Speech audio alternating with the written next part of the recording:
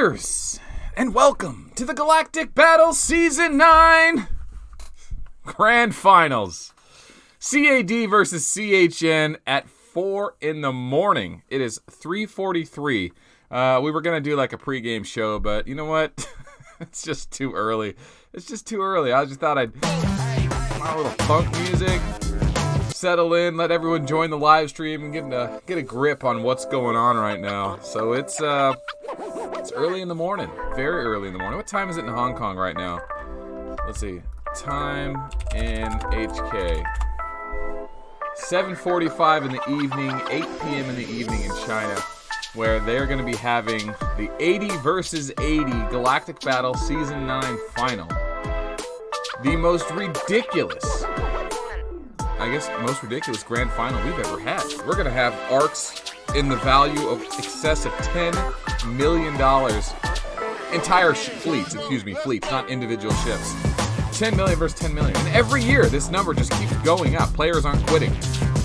Next year, it's going to be even more. I mean, it's not even years away. These galactic battles happen every 3 to 4 months. I don't know. We didn't do it live this year, guys. We didn't do the live event. We're still sticking to the live stream. At least for now, that's working for us. But thanks, everyone, for being here. Fire Medic's here. Negan's here. A little meme engineer action. ARP showed up. I know it's early, and ARP's here on the West Coast with me. Jinjo's in Germany. So, it's 1 o'clock there. Hey, even Army made it. Oh, that's funny. He's saying it's loud. It's super loud. The mic is right in my mouth, so it should be loud. I don't think I want to turn that down just yet. But I'm still setting up here. We've got 15 minutes to go. I want to make sure...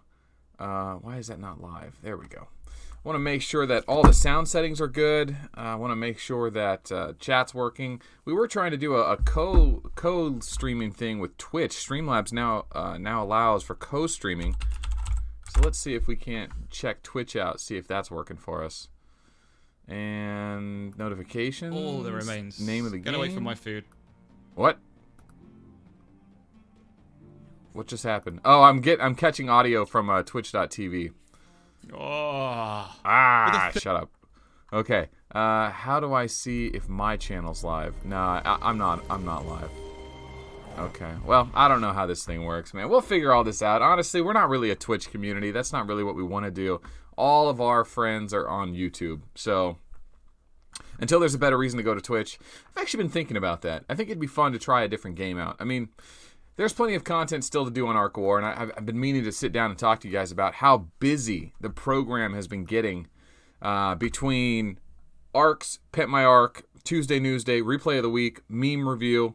There's only like 2 days in the week that I'm like actually open to do new programming. And if there's an event that comes along, I feel like I have to cover it, and that means I only get to do like one new content video a week or try to squeeze it into Replay of the Week or news. So, there's some things I want to do programming-wise on the channel, and the nice thing about it is I don't have a democracy to delegate or to discuss it with. I just get to do it. So I think this next week I'm going to be pumping out the Dragon Slayer Commander card, the Hancock Commander card, Rogers, Elf, Reinhardt. There's just a few of them that I've been kind of delaying because they haven't been as important or too much stuff's been getting in the way, but I want to get back to that kind of programming because at the end of the day, I think that's just best for the channel, the community, and that's just kind of where my attention's at right now. So 3:47, 13 minutes to go. We need to check on our co-host. Tonight, we're going to find out what we're going to be calling Soloy, Soyuloy, Ulos, So. I don't know what we're going to call him. Let's see if we can't see if he's awake. Should we just call him? I know he has like a young child.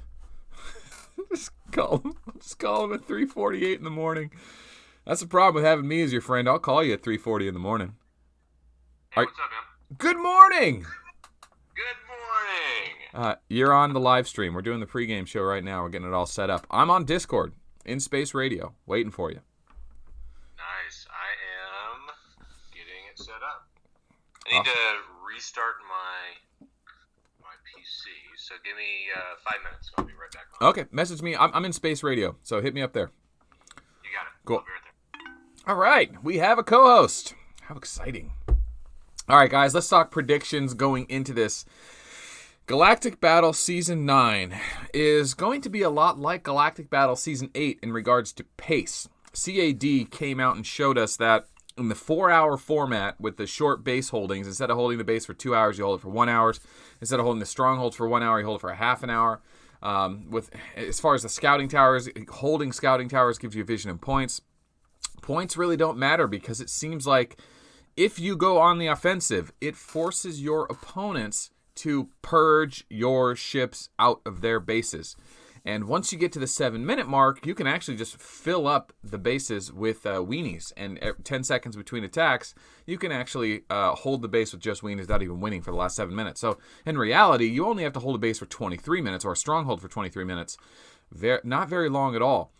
So CAD came out and showed that aggression is the key. Will we see that again? I think undoubtedly. I think that's the way to go. In fact, my guild strategy against CAD in the round of 4 was to outdo their offense, beat their offense by having overwhelming offense and sweepers to clear them and then surround our bases. So what the Galactic Battle Season 9 final should look like is it should look like a solid 80 on 80 where you have 40 players from each side actually trying to move in to the other player's side.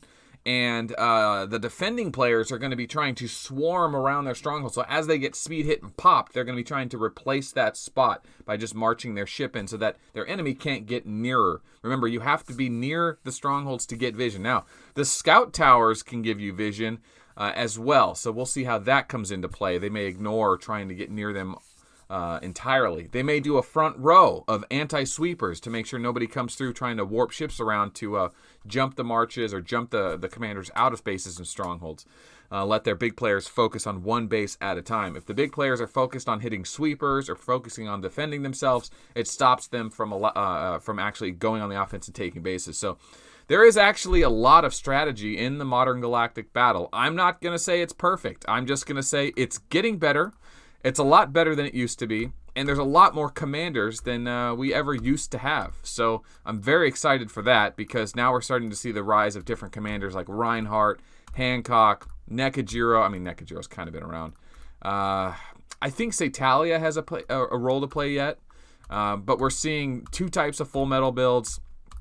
King is even showing up now and again. The Never Sleeps Medusa really hasn't come back, but Vega is falling out of favor with the new penetration builds on offense commanders, including Dragon Slayer. Dragon Slayer's, even though she's more of a utility comm in a lot of sense, she does have an incredible guaranteed hit that scales very well with penetration gear.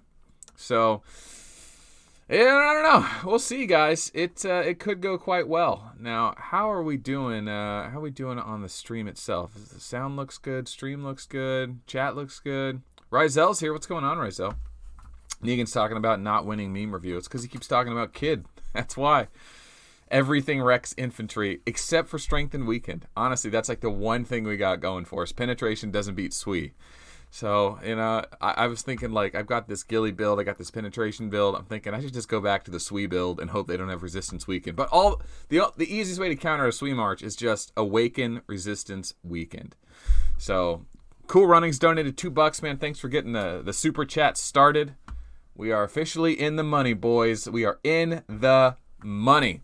All right, 3:52, 8 minutes to go. Let's jump over to the live stream deck. And let's see what we can get here. I'm going to go full screen there. And boom.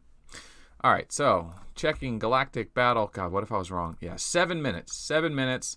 CAD versus CHN. CAD had to beat Win on the way to the finals, as well as Star, which is it's a pretty big title. ARG, Win, and Star to make the finals.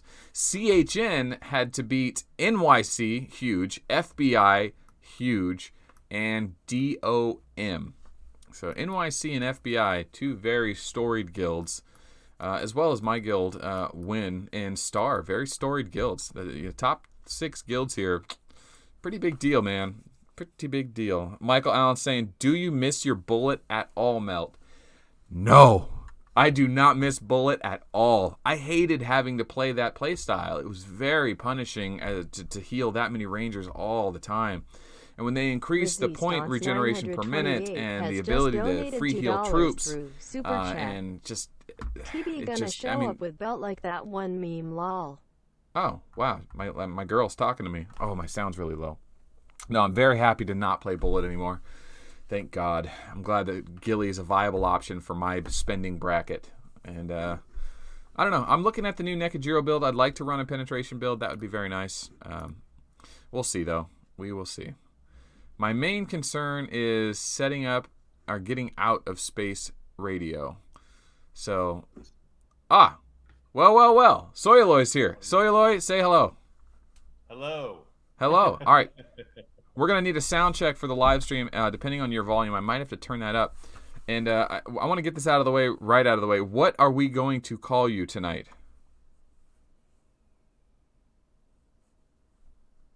Uh-oh. Are you there? Can you hear me now?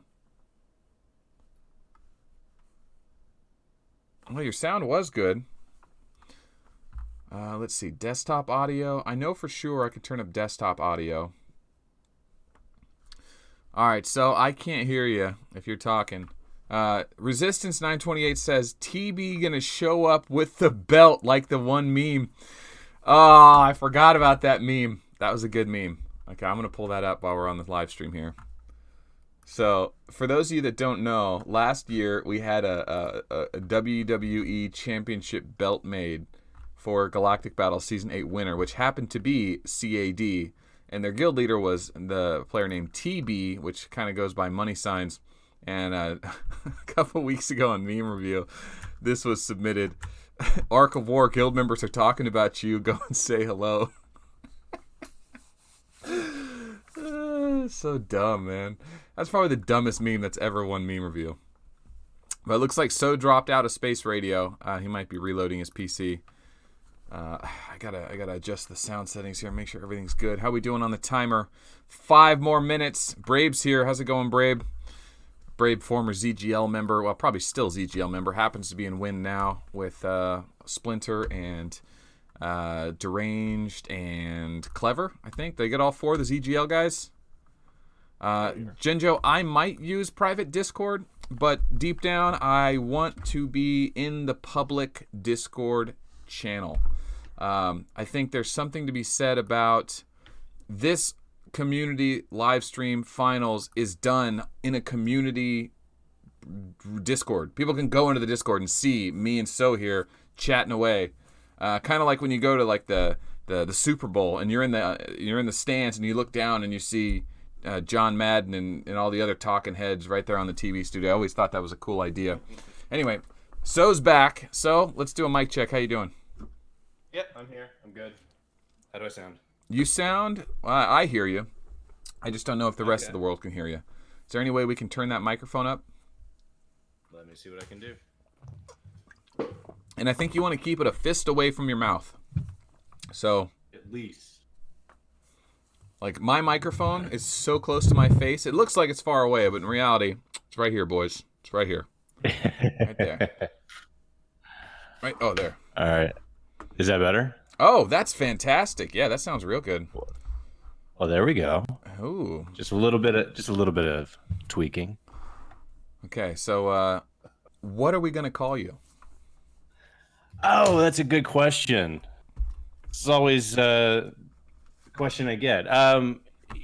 Call me You Lost. I mean, it's the easiest thing in the world for everybody to understand. Okay. You simple. Lost it is. Do you want to be known as a member of TNB or SSK? Oh, it's SSK all the way. Okay. Now, Yeah, we've got... as a side note, TNB was the Chinese guild on my original server before we had migration, and they were our mortal enemy. Except when finals came around, we somehow were able to make peace and then play together. I mean, that's a wholesome story, man. That's kind of how alliances work in this game. It's like, I mean, that's ARG and that's USG. They hate each other. Like, ARG's Andrew has been the nemesis of USG for years. And Exostalker and Serenity have built a guild around fighting ARG. But for the round of 8, they came together, and Serenity stayed out of the guild. Exostalker joined the enemies, and a couple of his guys joined. And then Andrew was unshielded like a day before the battle, and even though her man was like in his guild, she still tried to zero him and killed like I think 5,000 of his tier 12 airships. So yeah, it was Wow. Yeah, we had a few kind of, you just get guild drama, right? Like you spend so much time fighting and fighting and fighting, and everybody is passionate about it. They get behind you 100%. They help build you up. You're like one of the I was a striker. That's kind of what my role is. And then as soon as finals come around, and we would always make 32. Like just by ourselves, we would always make 32. We were SEN back then, SIN, before we migrated over to SSK. But yeah, you'd get these epic battles, and then suddenly finals would come around and it'd be like, all right, guys, let me send out all these emails explaining why we're moving over. This is good for the guild, blah, blah, blah. And, no matter what you would do, there would always be hurt feelings. Yeah. It just, you couldn't avoid it. All right, here's what I'm going to do. We are counting down to the actual start of the game. Give me just a second here, and let me see if I can disable that. Okay. Count it down, and then I'm going to count it down and start the intro in 8, 7, 6, 5, 4, 3, 2, 1. Okay, if I did this right, Let's hope you can log in this time. it should be playing.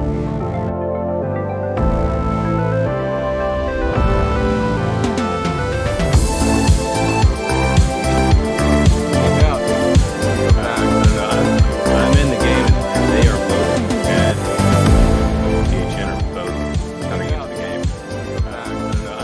I'm in the game. Actually, I think it worked out. Okay, guys, we are here. CAD versus CHN. I'm expecting both teams to go offense. I'm expecting both teams to defend their strongholds. We need to be on lookout. If you are viewing this live stream, you are officially on duty right now. You need to be checking replays, looking for really high-level stuff. I'm talking max Elf marches, max Reinhardt marches, max Dragon Slayer marches. If you can get a screenshot of the gear from the players, we need the data. We need that data. We want to know their gems. We want to know exactly how they're building and what works against what and what doesn't. Conceptually, we kind of get an idea of how things work, but proof is better than no proof. So grab what you can. All right.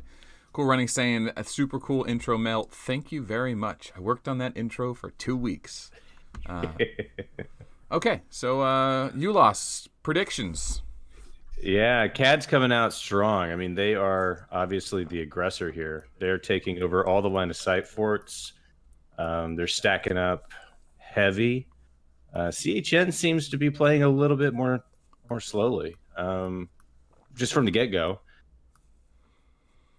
Yeah, you can see right side Stronghold. There's 3 big ships. I don't remember. Does the scout tower on the right, does it give enough vision to see the Stronghold? No, I don't believe it. I know, right? I don't believe it does. I think you have to jump. I think you have to jump in to get the main Stronghold. Like it'll give you all the way to the tile next to it, so you just goal jump right to that instead. Yeah. I mean, you can still, like, CHN can still hide once visibility is given them. Like, they can hide on, like, I don't know, what are these, like 10-10 on the 10th row in the back, probably on the 9th row in the back. They can probably hide back there. But yeah, I mean, I'm seeing a lot more red. I mean, for me, right, CAD is all listed in red, so I'm seeing lots of red sends going back and forth. There's just not as many blue sends coming out. Like CHN just doesn't seem like they're sending as many marches. Maybe they're going straight for the base because they are marching up there on the left side. So check this out. So CAD is stacking, looks like a weenie march, small 13 tier 9 king march, a 1-4 slot bust Vega march, a 30,000 leadership Dragon Slayer march, a weenie Takeda march, a weenie Satalia, and then finally 2 big Rogers, defense build, then combat build. And then another weenie followed by a ghillie with some tier 12 SWE insurance, another weenie with tier 3 for some reason, and then a small golem. Yeah. Like, I kind of feel like this is just a distraction. The double Rogers is a big march. Don't get me wrong. That is a serious march. But All these other small marches, I don't know what they were going for with that. Don't know. Yeah, they may be just trying to save points at the beginning, just to test their strength against the other guild. Look what's going on in the left stronghold. We've got a full metal Gilly with troops in the back. Nekajiro 1-2, and then a big Reinhardt from Anakin. Anakin's Reinhardt is out. It looks like they're definitely pushing left side, but they've lost vision of it. So what we might not be seeing is that CHN may actually be doing great defense, so they were only able to get partial marches there. It looks like they are clearing spaces. Yeah, they're going to have to get in there pretty quick. Yeah, that's an interesting march with the Vega 95 across the board. That's a really small march. It's almost like you might as well just have a ranger in there for that. Mm-hmm. Like when you're playing at this level, like these are just placeholders. Like it takes up 10 seconds. It gives your bigs like a little bit of time to respond, to get something back in there if they get cleared. But yeah, that's kind of that's a high point loss right there, an easy point loss. You know what I love about that Vega March is there was troops in slots 1 and 4, but there was also tier 12 in slots 2 and 3, just a single unit. Instead of a single ranger, he did use tier 12 in case of that Dragon Slayer coming along. So yeah, that's fair. That's something we're starting to phase out the individual ranger in a slot. Yeah, I mean everybody's had their wonderful replay with Dragon Slayer at this point. And if you're putting a single ranger on any of your slots 1, 2, or 3, unless you know that you're going up against like Rogers, I would send my Gilly, for instance, against a Rogers or my Stella against a Rogers, still with a ranger in slot 2 and 3, knowing that his Awaken's probably going to kill him out, and I can get a double hit on slots 1 and 4, right? But that's only because I'm sending it directly against the right opponent. Right. I would never put that into a hold, right? Right. Because someone's going to come along and wreck you. So check this out. CAD has abandoned right side stronghold. They're committing to left side. I guess they were just feeling it out early on. I'm going to double check that prediction, but it looks like left side stronghold is getting stacked. Reinhardt, Elf, Rogers. I want to say I saw Gilly. I'm trying to click this stronghold, man. They still haven't quite made... Yeah, it's hard. I know. I'm trying to fat finger this with a mouse. There we go. CHN does have it cleared. There's the new Gilly skin. I didn't get to show that off yet. I haven't gotten it myself. Cool. I want to see that. But all right, we got 26 minutes on CAD sitting in left, and we've got, let's see, what's the time of CHN sitting in theirs? Where is it? It's yeah, I think. Oh, that's right. I didn't check the opposite side. But King, Chico, RSY, Dragon Slayer. HK, Star. I mean, these are some big Rogers. It's amazing how Rogers was so easily replaced by Full Metal or displaced by Full Metal and Reinhardt, yet we're still seeing so much of him. I don't know, man. I don't know. I think that's strange. Yeah. This has popped up on my server, and I'm assuming it's going to come out into the general meta, but Rogers using the new air weapons. What are they called? I have to actually look it up. I know what you mean. For me, it's the truth, but yeah, for me, it's the truth. But for air, whatever it is, that accuracy changes everything. Okay. When Rogers can hit you no matter what, man, it's brutal. Oh, yeah, he'll stack that tear space damage on you. But I just watched the first replay. It's a penetration Neko build. I'm pretty sure it's penetration. 2,200 troops, 3-1. He one-shots a Rogers. Man, this penetration Neko build, I can't sit on it any longer. I've got to make this video. It is so good. Have you tried the penetration Neko build? No, not yet. I stayed with Gilly just recently, but I guess Nico's starting to show up in a big way. It is. He's huge now because that sniper stacking with Sagittarius, stacking with full penetration, he basically just ignores all the base stats and just there's so much damage on tier 12, he just crushes through. Yeah, Kev I think penetration is going to become a big meta. I mean, if you've looked at Odad's, what was he running? He was running a Gilly, I think, with 100% penetration, it was a Vega with 100% penetration. No, that's not right either. It was Dragon Slayer. Oh my God, it was Dragon Slayer I have the replay, but it's a Dragon Slayer with 100% penetration, and he one-shots the entire stack with like very few troops. It's like Yeah. like you have zero defense. I'd You're love done. to see that, because it's always good to see when they're outnumbered more than 3-1 and they still do something amazing. But Yeah, I'll throw it on your line real quick. Okay. The replay I'm talking about. Gan Just decided to go Rizel for saying it. that Gan joined CAD. ARP saying the airship weapon is reincarnation, and Army saying there's not enough full metals out there. I'm assuming Army's saying that because he runs a Dragon Slayer and he likes crushing full metals, which is a great counter to full metal. But there is some good replays here. I just saw Neko versus Hancock. Hancock got wrecked. No legendary replay for Hancock yet. Now here's a full March Neko versus a full March Rogers. I think over the last week, this Neko penetration build has replaced the infantry meta. It kind of happened silently. I didn't do the video last week. I probably should have, because now it looks like everyone's running Neko. Oh, it doesn't get the one shot. But interesting. And this is like the meta changes in this game all the time. When Golem was out, when Rogers was out, when Vega was out. It's like the game shifts and you start seeing these commanders show up all of a sudden. Same with Gilly, and Gilly showed up. Now it's like the dawn of Neko. Now every infantry comm's going to be running Neko. And I finally got my Gilly skills to 50, 60, 50, and now I got to switch back to Neko.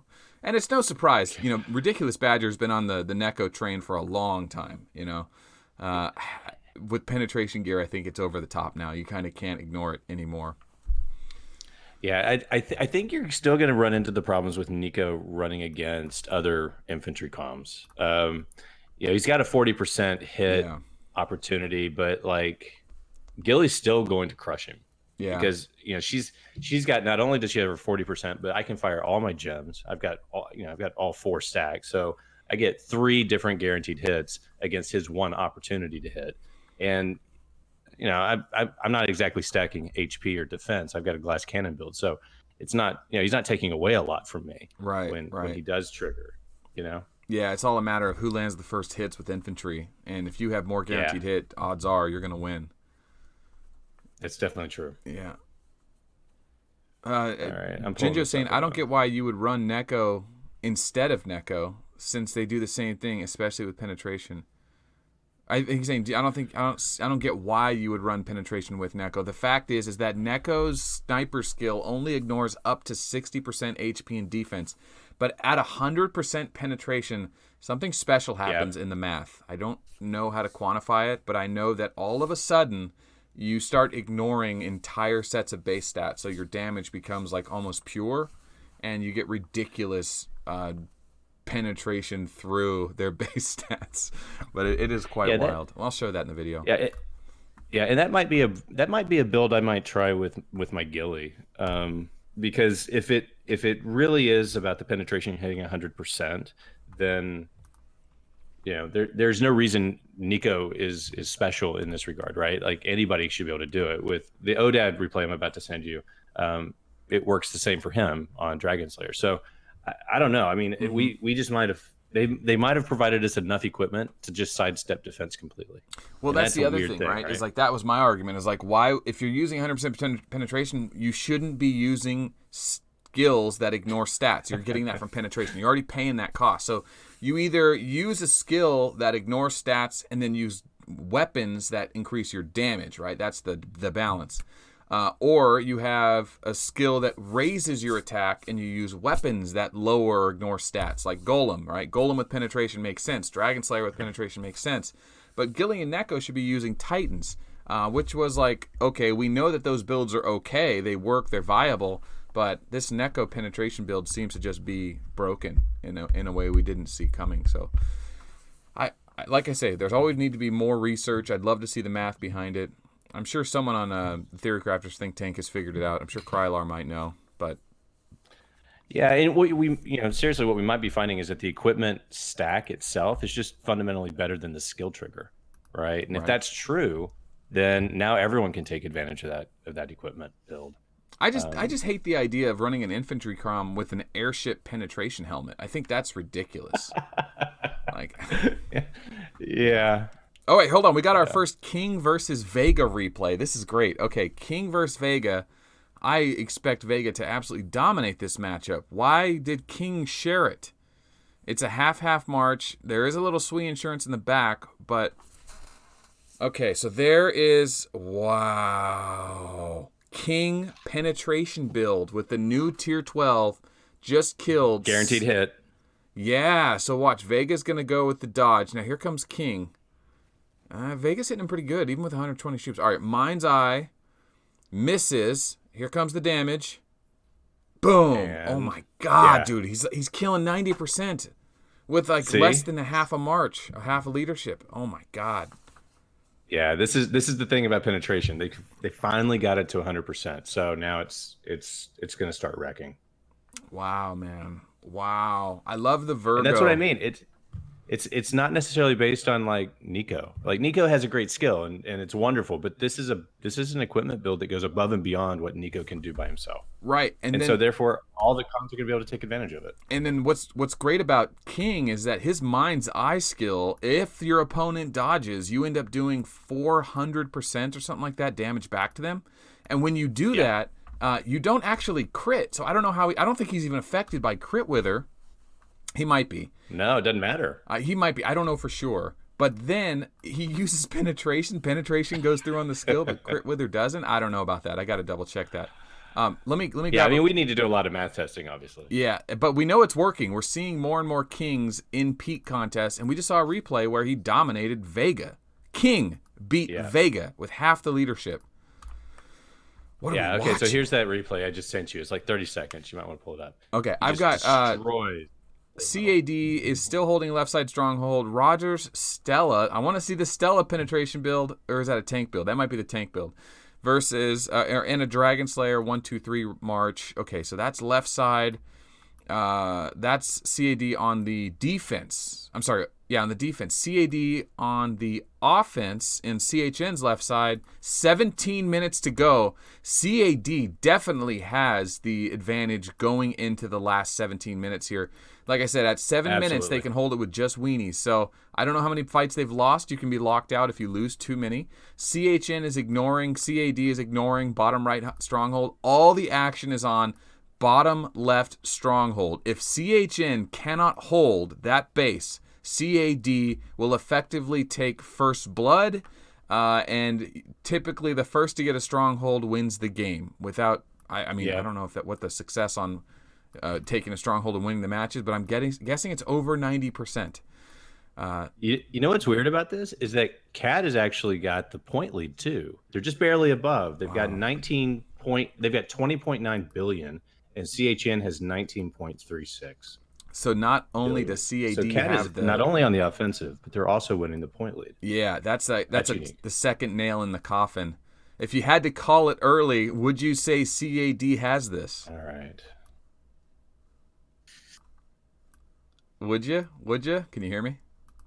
Yep, I can hear you. Sorry, I missed the question. My Siri popped up on my computer and took over my audio. What was the question? You have Siri on a PC or is it a Mac? It's a Mac. Okay. It's a Mac. It's like, what? No, if you had to call it early, would you say CAD has this?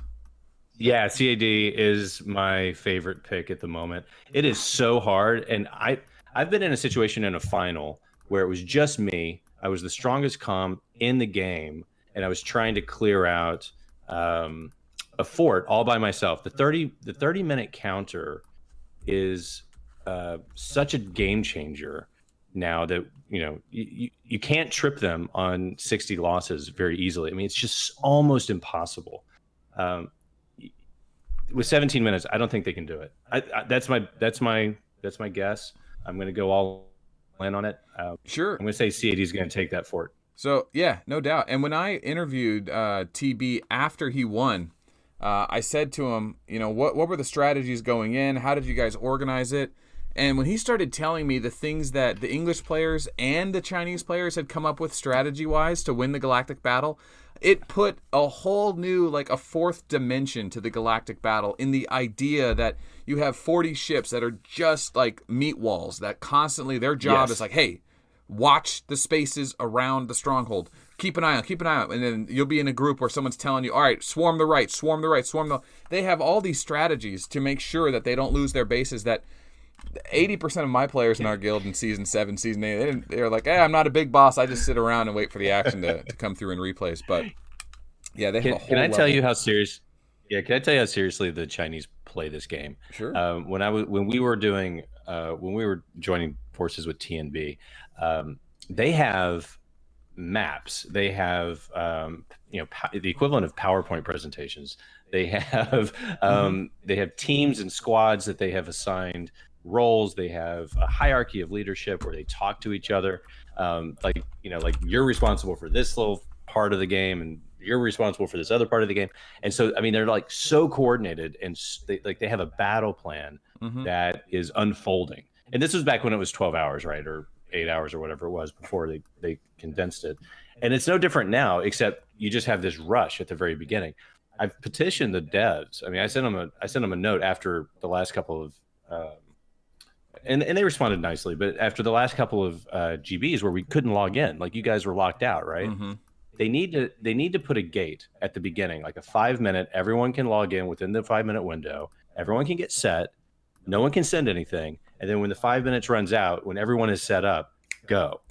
Because right now it's whoever can log in the fastest. I love that. I love that arbitrary. idea. Like a 5-minute warm up. Like get everyone to the race. Okay. Countdown. Yeah. If you're not in, the game's going to start. Otherwise, it starts and it's like people are logging in and whoever has the fastest ping gets in first. Not that it matters that much, but it's almost like it makes sense. Get everyone on the staging ground before you start the match.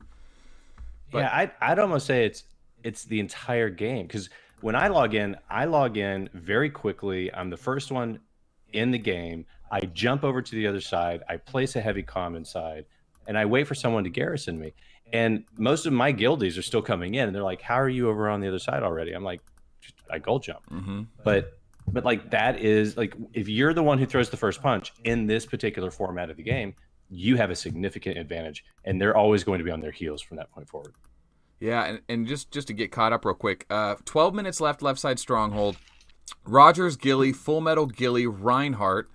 Only 6 commanders, and looks like CHN's going for the clear. They've got 6 as well, including a Full Metal, Reinhardt, Gilly, and Rogers. So this, I mean, based on what I'm seeing here, this actually might be an easy chance to clear if they can hold vision. But it looks like that's the question. Yeah, so CHN does have those spots, that spot. Even though that if CAD can spot the tile, they will be able to speed march and clear it. But right now, CAD does not have vision, so they actually cannot send to the left side Stronghold. This is they're going to gold jump. They're going to have to. Oh yeah, they've got to send 5 guys and start clearing all the spots around faster than CHN can refill them. CAD's down to 1, 2, 3, 4, 5, 6. That Full Metal's holding strong. He's half dead. This Rogers may not do it, but the next Full Metal will. And there's a weird bullet march in there, but okay. Well, I think I've got CAD. CAD has vision, doesn't it? It does. There's 5. No, not yet. They haven't reinforced it. Down to 6 now. Oh. It looks like they did send something. They might have got something down there. The refresh times are not that good, so I may have missed it. Yeah, it looks like CAD has a ship. 5, 6. Yeah, they're back. They're back. Oh, let's see. Did they get that 6 ship in there? Okay, yeah, so CAD, yeah, they have vision of the outpost. They're back in control of vision. Okay, don't ignore me. I have no idea what I'm talking about. That's all right. All right, so CAD has their Reinhardt, who looks like he's just hanging in there. They've got another Rogers right after that, then a Dragon Slayer. Then they've got another Full Metal and a Rogers and a Full Metal. And that's what they've got stacked. And they have vision, which is good. They've got a pretty good stack on the vision. Okay. They've got, they're good. They're good. I want to jump in and throw this replay out there. This is the Ulos just sent me this replay. This is what is this? It's a Full Metal tank build versus the Penetration Dragon Slayer build. And this is Odad. That's not our Odad. That's a different Odad, right? I think that's our Odad, but I could be wrong. Is he? I don't know. I think that's no. CAD had a player named Odad that wasn't us, but he was still like 250 million. I think I have this replay somewhere. But watch this. So here comes a Scorpio, Gemini, Shockwave. Scorpio, Gemini, Shockwave, 100% penetration, 1 shots. This Full Metal. Now this isn't a max Full Metal March, and this Dragon Slayer was slightly bigger, but Did you see the awakening damage, guys? Or the shockwave damage? You would think that the problem with penetration is that the shockwave is based on the amount of damage that's done. Penetration ignores base stats, doesn't increase damage, but either way, still does 2-point-something billion, which is 60%, 1.4 billion. Wrecks everything. So pretty wild what this penetration build is doing. Pretty wild. Yeah. So this is why I'm saying that the equipment build is now superseding skills. Yeah. Or it's starting to, right? Right. Which makes me wonder if we have gear that ignores really the value of ramping up damage and ignoring stats, which commanders in general have the best skills. And you think, I don't know. How about Robin? How about Lilith? Yeah. You know, Robin and Lilith will straight up ignore your skills and make you stop. Mysterious Warrior can disable skills, make you stop. Yeah. This is why I want to do a Stella pure penetration build. If she has 100% penetration and she's hitting you 6 times over and over and over and over, right. Oh my god! Like Stella comes back to the limelight in this meta. Yeah, she's still got to survive against Gilly, but I would never send her against Gilly anyway. Right. Maybe a full tank. The new Stella build with the new accuracy weapons might do okay, man. A lot of accuracy. Could. I mean, I gotta tell you, Gilly is super vulnerable if she doesn't have her resist and weaken up, right?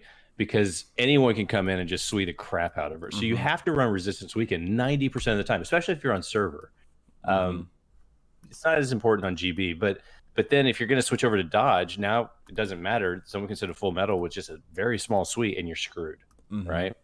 So it's a balance. I mean, the developers have done a good job introducing so many counters to every other type of like strong build.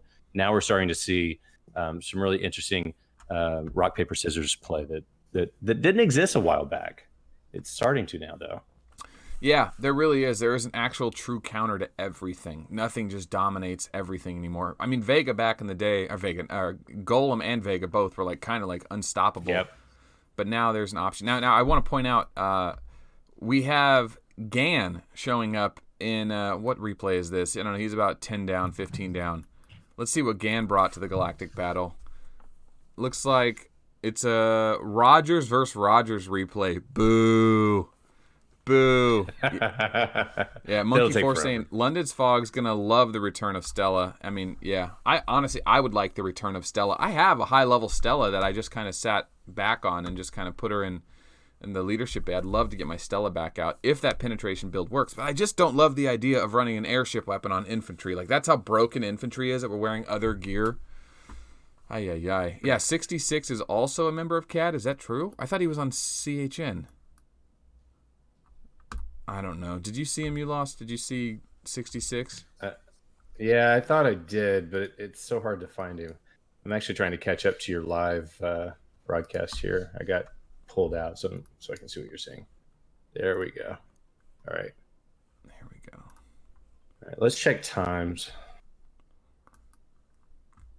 Okay, my live stream is actually like really fast and caught up. So that's nice. It's only literally like 3 seconds behind. According to mine anyway, I reset the live thing on it. All right, let's check the time. Bottom left Stronghold. It was really close last time I checked. It was within 7 minutes. It was basically a win for CAD. 6 minutes. Yep. Okay, I want to point out, look how efficient CAD is with their attack marches. You're not seeing any one weenie marches. You're not seeing any tier 11. It's straight tier 12, max leadership, or damn near close to it. As I say that, there's a Rogers with 1 Ranger, but... I mean, Rogers, Reinhardt, Rogers, Full Metal, good balancing, stacking, right? You're not seeing like Rogers, Gilly, Reinhardt, Gilly, Rogers, Reinhardt, Rogers, Full Metal, and who knows what's next. Poor CHN, man. Marching into that is so depressing because you're going to lose your full march every time you do it, and they're going to refresh. If there's 6 guys defending that base, they're going to refresh it before you clear the next 5 or 6 commanders. It's demoralizing. Because the thing we're not seeing here is that every time you heal a max leadership march of tier 12, I mean, what is it? 300 days of healing? 600 days of healing? I don't even know. It's a tremendous amount of healing. That is probably the number one limitation, is how do you get enough speed ups to heal all those troops? I mean, you're talking about years and years and years. I've hit just on mine. I've hit probably a 6-year spend on just my speed ups alone in a GC that was really intense. So these guys are going way above that. Yeah. Someone's saying check my arc. What's on my arc? Yeah, tell Melt check his arc. He doesn't see he's getting incoming notifications. How come I'm getting rewards? I don't know. Oh, I think, did I donate to the stream? Goku, what are you talking about? Am I shield down? What are you talking about? I got my ghetto ship on. Okay. Is that Goku? He texted me. Yeah, he's in the live stream. It's a He very texted my interactive. personal cell. It's one of the best things about this community, this channel, this live stream. It's very interactive. And I kind of like to throw this into every time I'm watching these by myself. I'll go back and watch them like, oh, what did we do in season 7? I just like to remind myself, like, it took a long time to get to this point. It took a long time every day of making YouTube videos, every day of answering questions online, every day of answering emails and doing the Patreon. It's been so much work, but it all pays off in the live stream because the first and second live stream, I sat here and watched the game all by myself, and I annoyed the shit out of my wife. I can't imagine. I was like, honey, you wouldn't believe this guy. He's got like $3,000 in this stupid game, and he has like this golem. He's like a really hard commander to get, and he has this tier 9. You have to spend thousands of dollars just to even see what's inside of it. I don't even know what's inside. I'm sure, man. Those are probably the first. The first year was probably pretty rough for my wife, but now I get to spend it with you guys who know what I'm talking about. Only people in the world that know what we're talking about. You've done what none of the rest of us have been able to do. You've turned it into a miniature hobby career. Mm-hmm. Me, I still hide down in the bottom of my basement in my house trying to play this game, and I'm trying to tell my wife all sorts of things, and I'm like, this game is it's just it's like a little thing I do on the side when we're driving. It's not a big deal. Yeah, I've got to meet with my CPA soon and explain how all of the money that came in from YouTube and Patreon went out. All right. CAD is, I think, taking the right. No, yeah, the right fort, I think, is about to go down. Uh-oh. Okay. I think the timer's about to hit. So it should be left fort, right? Well, they're on both, I think. Did I miss that? Looking at it. They're on both right and left. And timer has just. I've got a dash on my time when I'm looking at these. So I don't know if the timer's over or not. No. CAD and CHN are not fighting over bottom right. They're fighting over bottom left. And there's 2 minutes left. All the action is there. All right. Aha. Okay, I got. Maybe I'm looking at visibility for it. That's what I was looking at. Okay, Never so mind. I've got your name announced. What kind of font would you want for co-host? A font? Yeah, you get a font. How about a Zonix, Quantum, Keep on Trucking? That's the Pimp My Arc font. Keep on trucking. Let's just do it. Of course. Why did I even offer that? Oh, Jesus. All right. I'll take it. Here you go. And just a shout out to all my guildies on SSK. Just want to say what's up. It's good to see you guys up here. Let me get them mentioned here as well. There we go. Okay, there we go. So I love the idea of talking to play. Oh, there's a Cohen March. Okay. But I love the idea of having other players come in. And as the channel is evolving and I'm getting more interested in the long form conversation about what this game is becoming, I love the idea of doing these co-hosted live streams because it gives the viewers another perspective. I always think this channel would be better if I had 2 people talking instead of 3. And I don't want to do a podcast. I think there's a market for people that, work in a warehouse or work in construction or work, whatever, in the stock market. They just want to have something in their ear to listen to. I think a podcast style format would work if we had interesting guests. I would love to know how some of these players got into this game, why they spent their first 10,000, where there was a point of no return. And I don't know if the best way to do that is to start it off in Discord like this, or actually start a fund to get me out to kick it off on someone big like Odad. You're gonna run into a lot of interesting things. Like for me, I got started because I logged in 4 years ago, and I logged in and some Chinese guy just started beating the crap out of me, and I was like, no, this is not going to happen. So I just started spending at that moment in time, and it was a small thing. It was not a big deal. But once you get, let's say, $500 invested in this game, that's more than you're going to spend on any other main title like if you play Xbox, if you play PC games, if you play anything, that's more than you're going to spend on anything. Last time I spent that kind of money at that time was like a World of Warcraft or EverQuest way back in the day. EverQuest, yeah. Left side stronghold has fallen. CAD officially Yep. takes the first base lead. They have the point lead, I believe, still. Look at all those armies. But Called it. It's funny you say EverQuest because obviously I played EverQuest 2 and EverQuest as well, but I also played EverQuest 2. To me, I look at those and I say it's very similar to the addiction. You can't walk away because you feel like there's so much there. But the thing about EverQuest is that there's time invested. That's where the real financial aspect of it. This game is actually money and time, which is, man, two nails in the coffin. Yeah, they totally capitalized on it. By the way, that's where my name came from, is EverQuest way back in the day. It was like literally 1999, 2000. Wow. What server were you on? Holy Come on, crap. dig down. Was it PvP server? It started with an S. Yeah, it was a PvP server. It started with an S. Zek. It was like cert. Yeah, it was, and then we had Heaven and Earth was our guild, and we dominated that server. We were always like killing it the first time, hitting the raids the first time. Although I kind of pulled out when World of Warcraft came around. Just the storyline and the graphics were just so much better. Way too good, yeah. Moving on to the next phase of the Galactic Battle, CAD is opting to go for right side stronghold. Remember, losing the left side stronghold, CAD is going to have full vision of the bottom half left of the map. So where that stronghold was, they now have vision. That means anyone in CHN that is on this left-hand side is vulnerable to speed hits from CAD. So CAD is going to have a fair amount of sweepers just targeting those shits, speed hitting into them and clearing them. That means all the CHN ships need to move to the right side and fill up all these spaces, which is going to make it a little more difficult for CAD to take that right side stronghold. But with the fact that CAD did take the left base, that is going to demoralize CHN. Honestly, I think probably half the players think the match is over at this point. Now, CHN is saying, okay, we're all in. We're not done yet. They jump to the top right. So they've got 6 or 7 sweepers up here. Oh my God, 10 sweepers, 11 sweepers, 12 sweepers.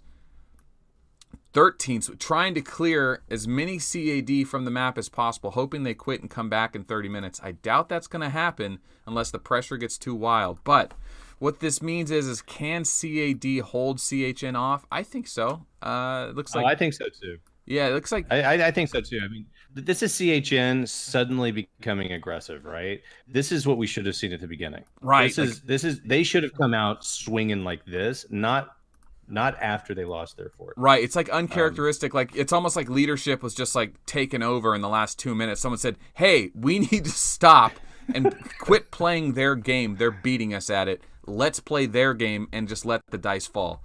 You know, we both swing swords at each other. No sword and shield. There's no defender's advantage in the Galactic Battle right now. There just isn't. No, this is a berserker game. Yeah. And here's what's an interesting thing. They minimize, they cut everything in half, right? So you used to take an hour to clear fort. Now it takes 30 minutes, but they didn't cut in half the requirements to stay in that fort. Right. Right. If you wanted to do the, that 60-80 dynamic, if you're going to cut the time in half, you have to cut that requirement in half so that you can actually have a way of getting people out of the fort. But they didn't do that. They kept it the same as if it was, I don't know, the original. Well, so in their defense, like it makes sense they did that because if they would have lowered, like let's say you go to the base and you sit, there's 10 seconds between marches. If I go park my ghillie and there's a Rogers, a Full Metal, and an Elf in there, and somehow my ghillie beats the first march, it's 10 seconds between each march. So it takes me 30 seconds to clear 3 commanders.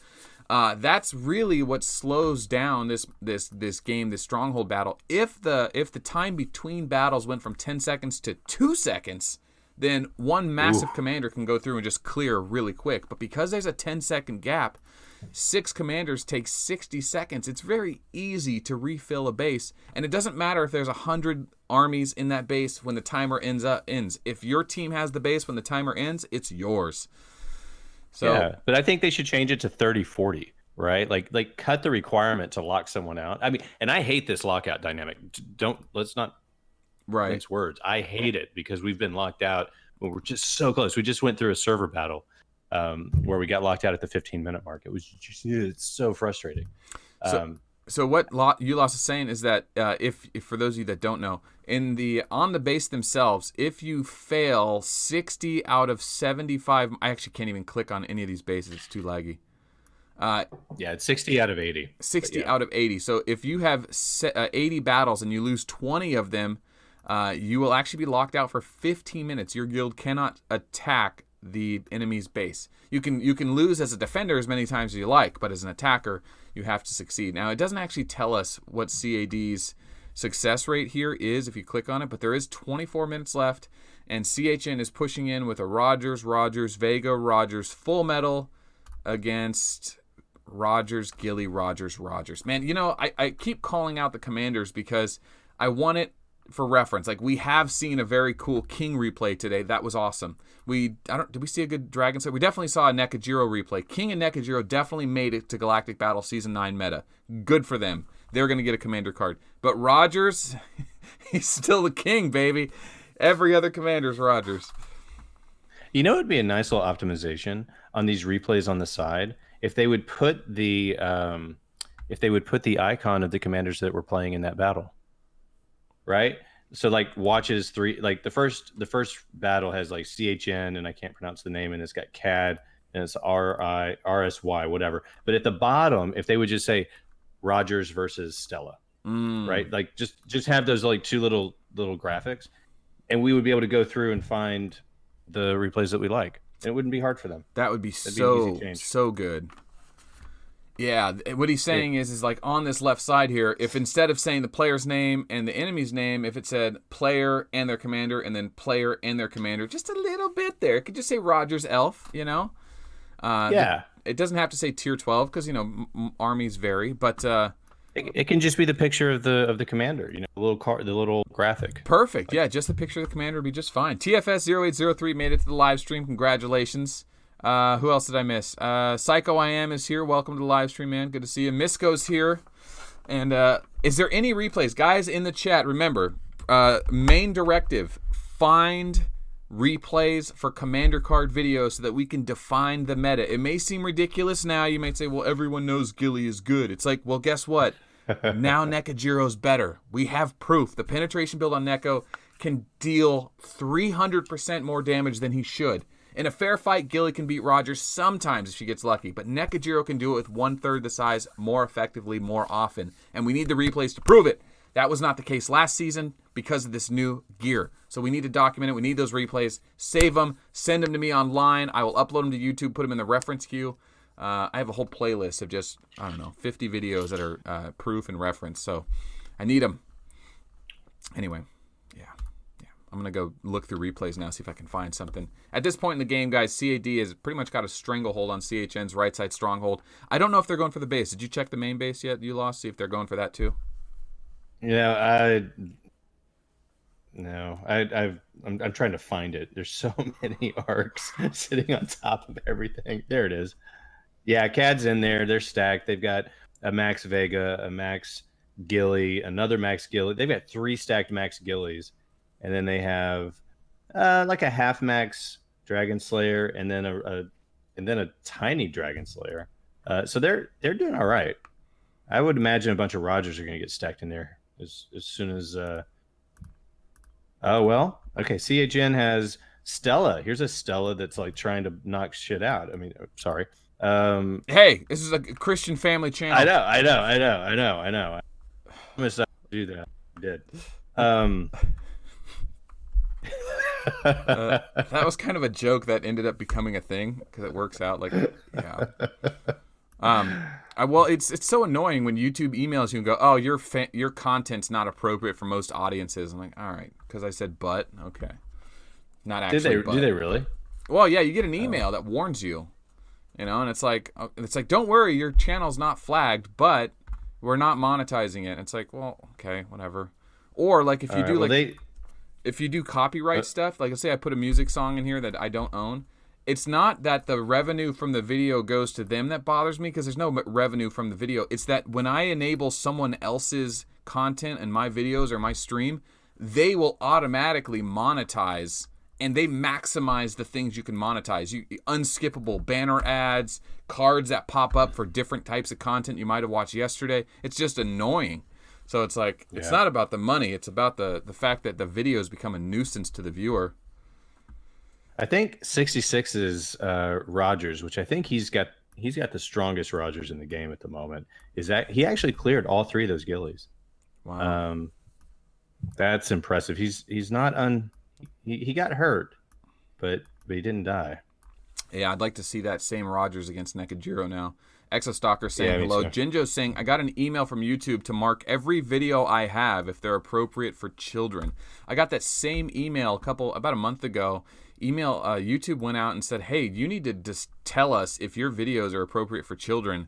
You need to declare that. And I was like, well, they're not, so let's just not pretend like they are. Let's just say everything's not appropriate for children. Even though it probably is, I really don't want my channel flagged for that. There's not like there's money to be made. Yeah, we don't want kids spending money on this game. Right. That's Are you kidding? I'm telling you, man, I don't think these games are going to be legal forever. There's going to be... Being a father of a 3.5-year-old, I do not want him getting sucked into this. Mm-hmm. No. Or any game like it. A game, you should be able to... It doesn't make sense to have... it does. It does make sense that people can pay for their entertainment, but like it's just like gambling. There has to be some restriction somewhere, and it's like we just need time to figure out where and when and what's appropriate. Because like as an American and as a capitalist, I want people to do whatever they want and spend money however they want, but there needs to be an informed decision on what they're doing. I think a lot of people make a lot of financial mistakes and pitfalls playing games like this, and they don't realize it till it's too late. But you know the World Health Organization, and this is random trivia now, World Health Organization has actually classified video game addiction as a disease, just like gambling. It's happened. Well, China definitely did it. Yeah. I mean, I think the problem is that I think there's more people with addictive personalities that can turn anything into an addiction, and a lot of them happen to be gamers. You know, but... It's not the games, it's not the hooks, it's not the strategy, it's not right? the magical dings that you get. Well, that's the other thing is like there is a curious, clever side to a lot of people that want to solve puzzles. I mean, puzzles are like an age-old tradition. You can go to any store, any department store, and you will still find puzzles. And just people want the pursuit of figuring something out. And in a game like this, or any video game, that's kind of the idea. They want to wrap you into a story where you have to figure out what's going on, and you would enjoy the fruits of figuring out, hints that were dropped in the lore and the dialogue. So is it an addiction, or is it like we've all been suckered into finding a great way to entertain ourselves? But I don't know. Let's do a point thing right now. So CAD is still up 72.4 billion. And CHN is at 66.6 billion. So not only is CAD on the offensive, and they're attacking first, and they're holding, and they've got a fort, but they're also point lead. To me, that tells me CAD is just overwhelmingly more prepared than CHN in this particular battle. Yeah, not only do they have the point lead, they've got the base, and they're still advancing the point lead. What this tells me is that I need to join CAD. I think I just pissed off like 20 people in my own guild. I'm not loyal. I'm not loyal. You just got kicked out of Station 22. You just got kicked out of your promoters. Got kicked out of my own channels. You can't kick me. I am the channels. I know. I don't think Anubis gets up this early, so I don't have to worry about him trying to kick me out of the guild. No, I mean, the thing about Win that I really like is, like every guild I've ever been in, they seem to just keep getting better. Every guild I join gets better. So it's kind of like your last job was never as good as your next job. The guilds have always been just better and better and better. But as these games develop, you realize like, oh, it's time to move to a new guild, or it's time to play the game a certain way, and you can only get that from certain guilds and certain experiences. The thing about Win I like is that kind of everyone's on the same page for the most part. A lot of English speakers. It's not difficult to communicate. We all kind of know what the main objectives. We share a lot of values, and we make it to the Final Four. Getting to the Final Four is a big deal. Now, I know CAD makes it to the finals. They've won. They're going to win 2 in a row now, and I know they have an English speaker, TB. This is him right here. He's in California as well. If you ever want to come down to Los Angeles, we can go on his boat and talk to him. Very nice. I would be very happy to do that.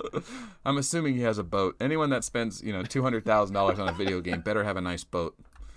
But I don't think his wife knows. I bet he does. I don't think any of our wives know. Mine does.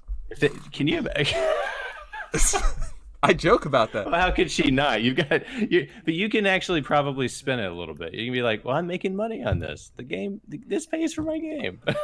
Although I know you don't. You keep that separate. I don't make money on this game. I think I'm gonna try. I broke even last year. I did break even.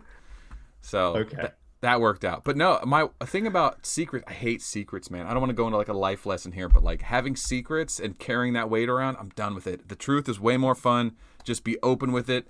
Tell her it. Let her be mad at you for a second. It's better than like waiting 2 years and saying, "Hey, by the way, remember that game I've been playing?" Well,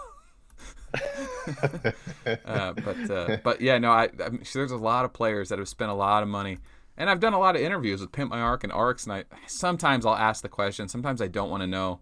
But for the most part, their spouses don't seem to know. So no, this is a private little. There's a little bit of shame. In this game.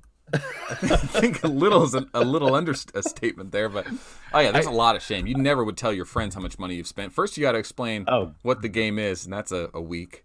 But yeah. Well, and I can't even when I open up the game, and I love this game, but when I open up the game, I can't listen to the intro music anymore because the intro music just reminds me of how much I've spent. It has somehow become synonymous with you're spending too much money. Oh, I know that feeling. Well, that's the intro to the live stream. When I start the live stream up, that's the loading music. I know. I was gonna change it. I think I did change it. You should pull the sound. I don't know. You probably have to pay for this stuff, but you should pull the soundtrack to the real Blade Runner soundtracks. I know that they're trying to emulate that with this with their intros, but we should get some real. Well, it's funny you say that. Real good music. Because YouTube makes great effort to give content creators free music.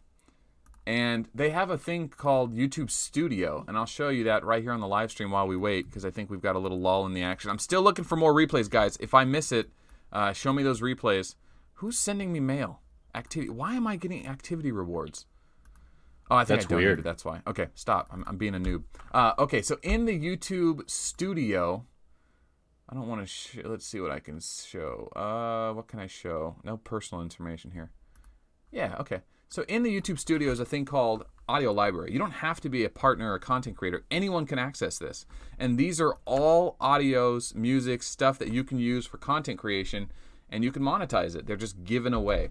Like the Fat Run just makes music. But like, let's say I'm looking for something like legendary and space. And I just search that, and I've got a thing called Atlantis. What is this? Turn it up. Yeah, it's not legendary enough. But, yeah, anyway, you can download that, use it on your videos, use it on your live streams any given time. I really like that about YouTube. So I've been using that lately for montages and intros and stuff. All right, let's see. How much time do we have here?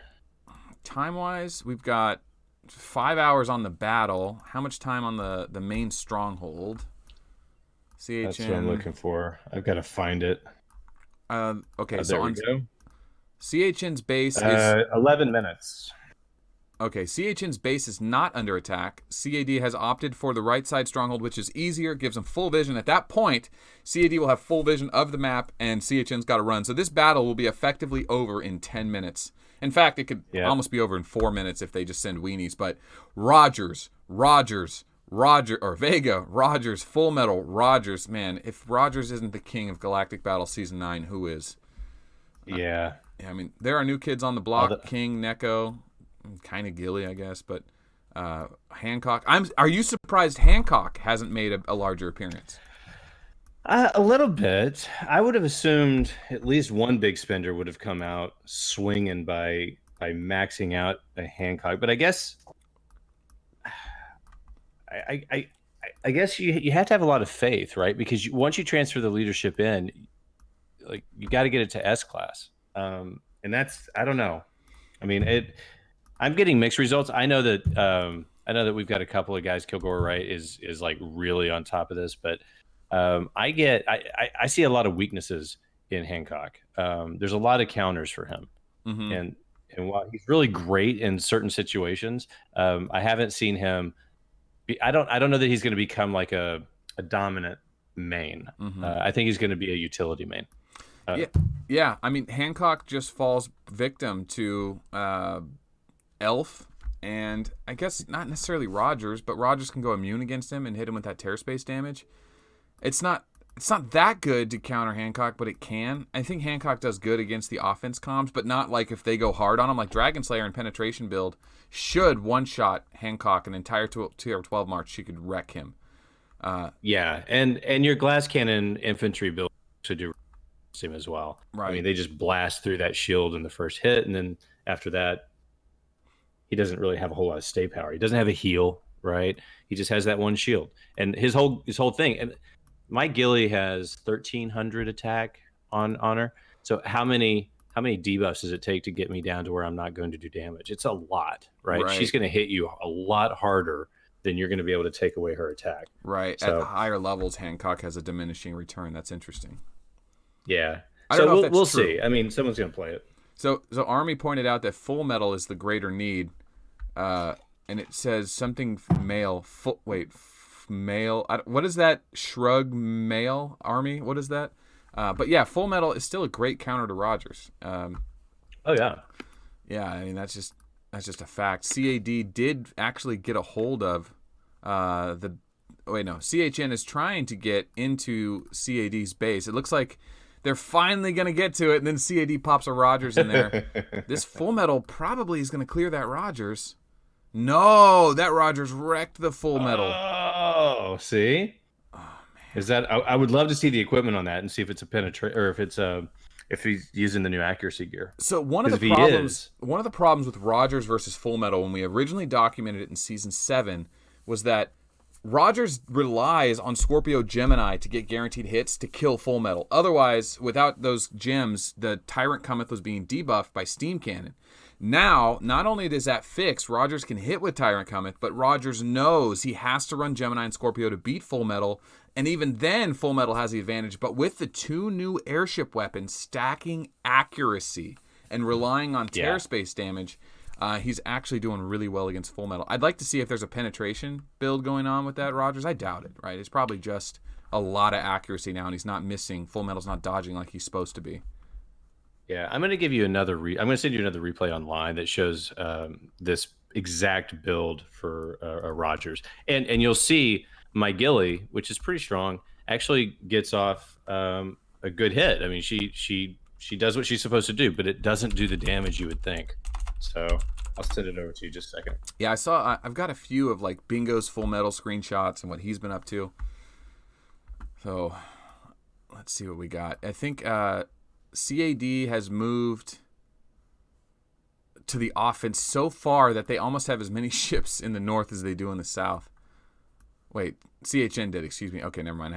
I had that backwards. So CAD definitely still holding strong. No signs of cracking.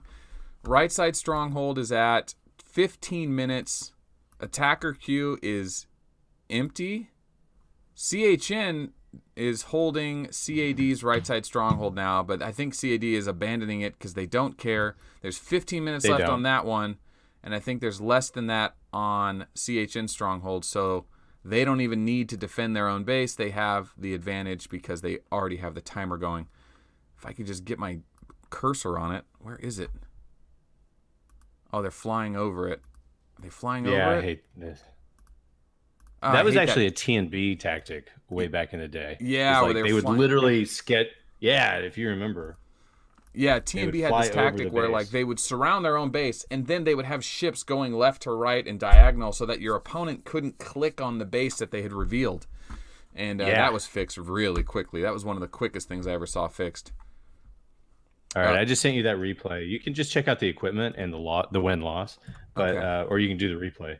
But that's the build that I think is coming out that's going to be a game changer. Wait. Check it out. We have a mysterious warrior in the base. It's not a full march, but we do have a mysterious warrior. Though. Okay, never mind. He lost. So He got wrecked by a Rogers.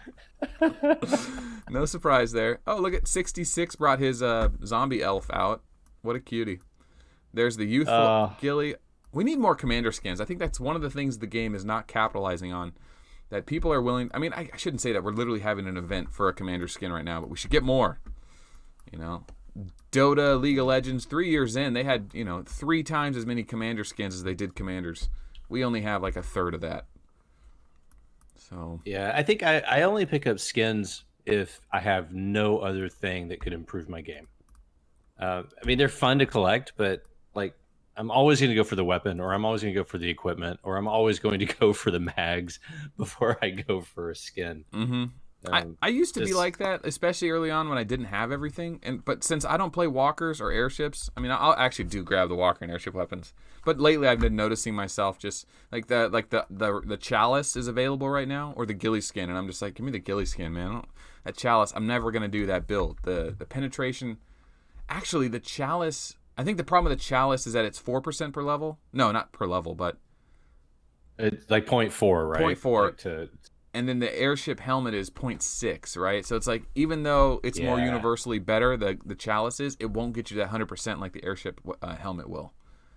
Yeah, that's right. Yeah, which is like something that seems important now, but once like penetration pants come out, you're gonna go, oh, we should have had the chalice, not the airship helmet. But they're gonna have to do something to do counter penetration. If it's truly this powerful, like you can get 100% penetration, and then now you can just kill whatever. They're gonna have to do something to counterbalance that. Okay, and maybe damage resistance is it. Could be.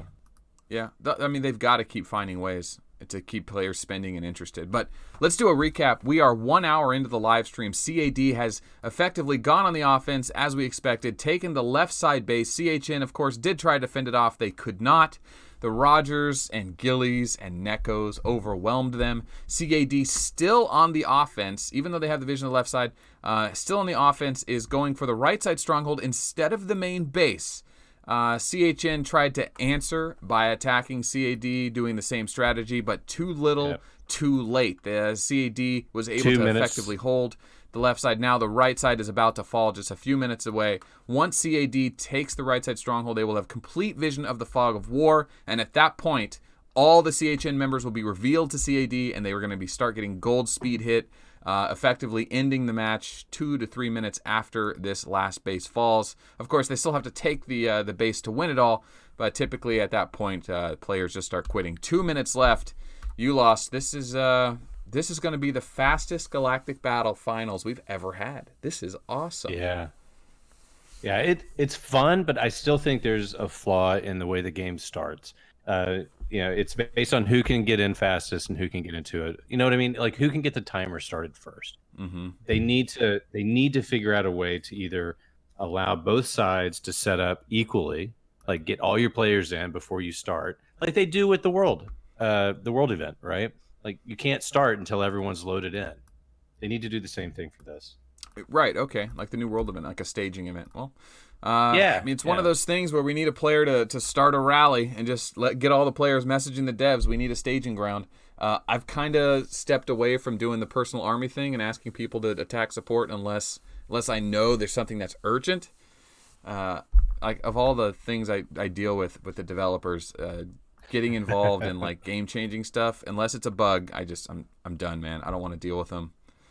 It's been I can imagine it's hard. I mean, they're doing a good job. I mean, I got to give them credit. They do roll out a lot of different new releases. I'm a little miffed that all of the new weapons are all like, accuracy focused, which kind of screws over infantry. But right. But but I do think that they're trying.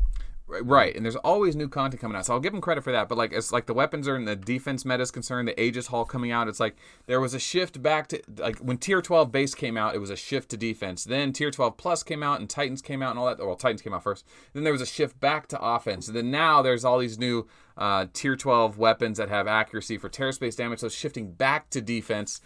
Now penetration's making its way back, so switching back to offense. A lot of flip-flopping going on. Exostalker wants you to pronounce your name.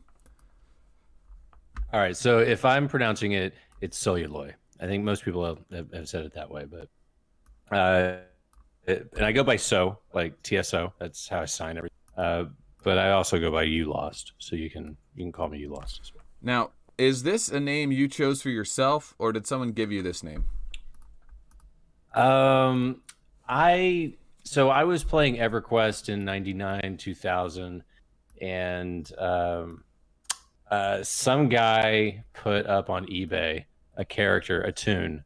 It was a necromancer tune, and I was like head over heels about getting a necromancer at that point in time, and his name was You Lost, and so I bought the tune for like $800 or something like that, which was astronomical at the time, and started playing with it, and I just fell in love with the name. I also run another tune sometimes called Barbecue, but it's backwards. It's EQ Brab, and that's mostly the handle I have on my Xbox games when I'm playing.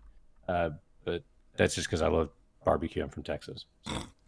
Another Texan. All right. So all right. During that, we had the right side stronghold fall. CAD effectively has taken both bases. CHN was unable to take either one of CAD's bases. That means the left side is standing with no current troops. The right side should be standing. I'm going to double check that just for the sake of history. And, man, what a shutout. Yeah. Oh, look at this. 7 minutes left, actually. CHN was holding it. I'm expecting now for CAD to boot him. So there's a Gilly, a Rogers, a Full Metal. That's it, man. That's it's the still champions gonna be of 8 hard. right there. You know? It's still going to be hard to kick them out with 7 minutes. I mean, it's not like they may get this fort. They may. This might actually be an interesting game in that all forts get taken. Right. The thing is that CAD will still have that left fort, and they'll be able to hide back there. On the other hand, with 8 minutes left to go, CAD just has to tell everyone in their guild, speed hit everyone on the map below. Don't care if you lose your whole main army. Just speed hit everyone. Get people to start jumping. CHN, look at this, man. They are surrounded. What sucks about the GB for these guilds that get their both bases revealed, there is no fort for one big guy to protect everyone. You are on your own. So it's just a matter of time before you get hit by players of the biggest players in the game on the other side of the map. But you do have massive participation on both sides. Mm-hmm. So you have so many targets. It's going to be hard. Like if CAD was like 2-to-1 membership wise, it would be a no-brainer. You would just annihilate all of CHN. But CHN actually has an equal number of players on the map, and so picking and choosing your targets is going to be still difficult. I think they're going to take this forward with the 7-minute mark. It'll be interesting to see if they get that victory. Like the amount of time and money they spent to get here, if it's worth it to them as a guild just to at least take one base off of them. Right?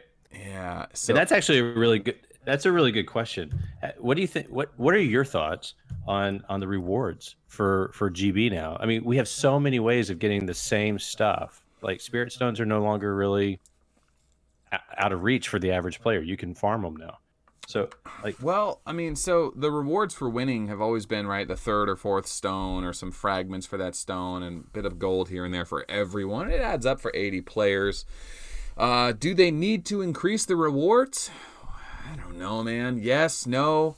The rewards have also gotten better in a weird way. Like now, I mean, just for being in the galactic battle, there is a live stream. Your name carries some weight. You are going to be recognized by other players. There's more players watching. The more rewards you give to the higher end guilds, the further it separates them from the rest of the players in the next season.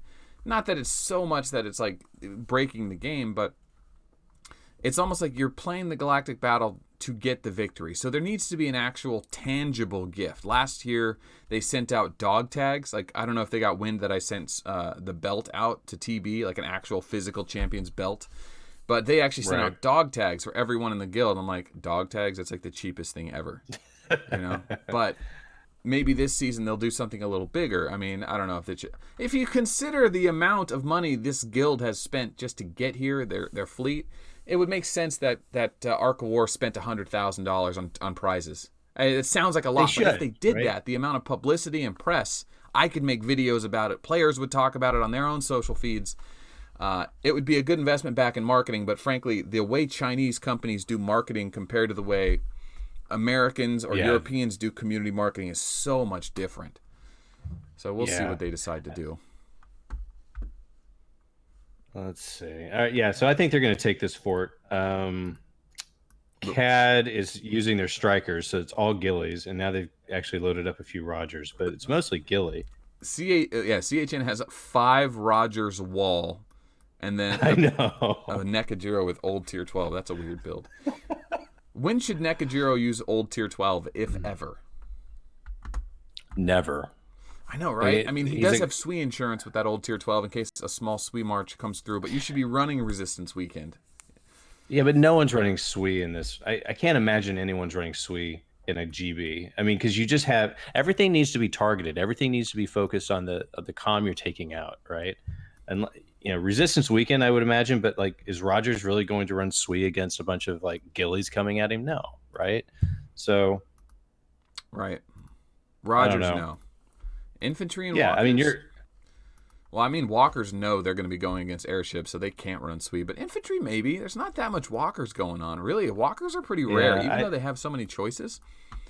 I mean, we haven't seen many elves. We saw a few full metals, which are specific counters for Rogers. But yep. I'm interested that there's 2:40 left, 2 minutes 40 seconds left, and it's guaranteed at this point. That means 2:40 is 6, 12, 14 commanders to hold it. 1, 2, 3, 4, 5, 6, 7, 8, 9, 10, 11, 12. So CHN definitely. Yeah, there's like $1 million stacked in that one fort right now. Let's see if we can count it real quick. Here. Oh, it's Just do a snapshot. We'll do the math later. Where's that at? There it is. Okay. So ignoring the commander's S-class, even though some of them are $400 to $500, and ignoring the fact that we can't see their gear, which has Geist Stones and Spirit Stones that are valued at $500 a piece, this Rogers it's $240,000 to buy the resources, but with resource farmers and guild help, you can get that down to around $20,000 to $30,000. Yeah. So, you could say about just with gear alone, $50,000 I think is pretty fair. Not even including their research. $50,000, $100,000, $200,000, $300,000, $400,000, $500,000. I mean, yeah, you're talking well into the half millions at the cheapest cost. Yeah. And I guarantee you these players didn't get those troops and gear at the cheapest cost. Just because you can get it that cheap now doesn't mean you could have gotten it 3 months ago.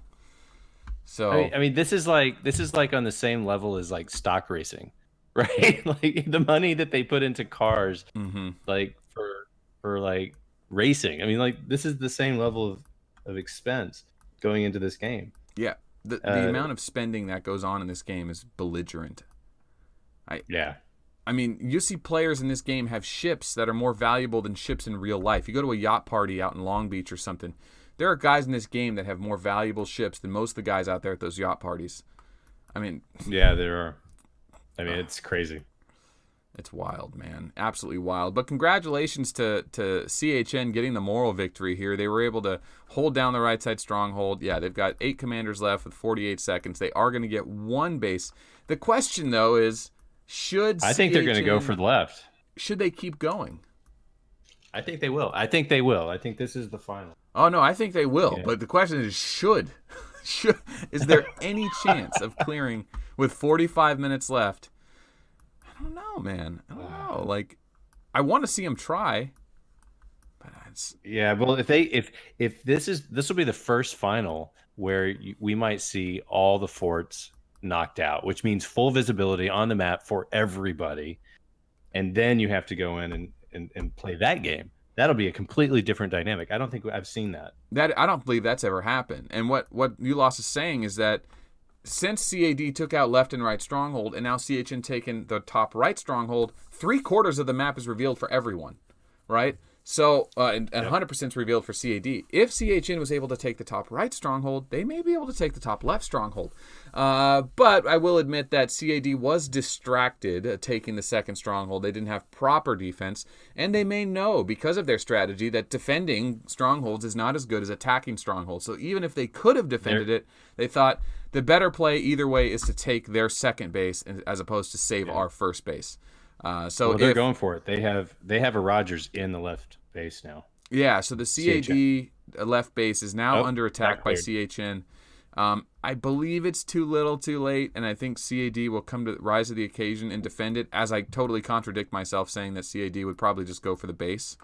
And they probably will. Although, if there's 45 minutes left on CHN's main base, and CHN successfully reveals CAD's side, all of a sudden the commanders holding that main base will have to not only defend their ships from CHN's attacks. That's right. But also refill that base while they're being pursued. So it's a risky move. It's so much easier.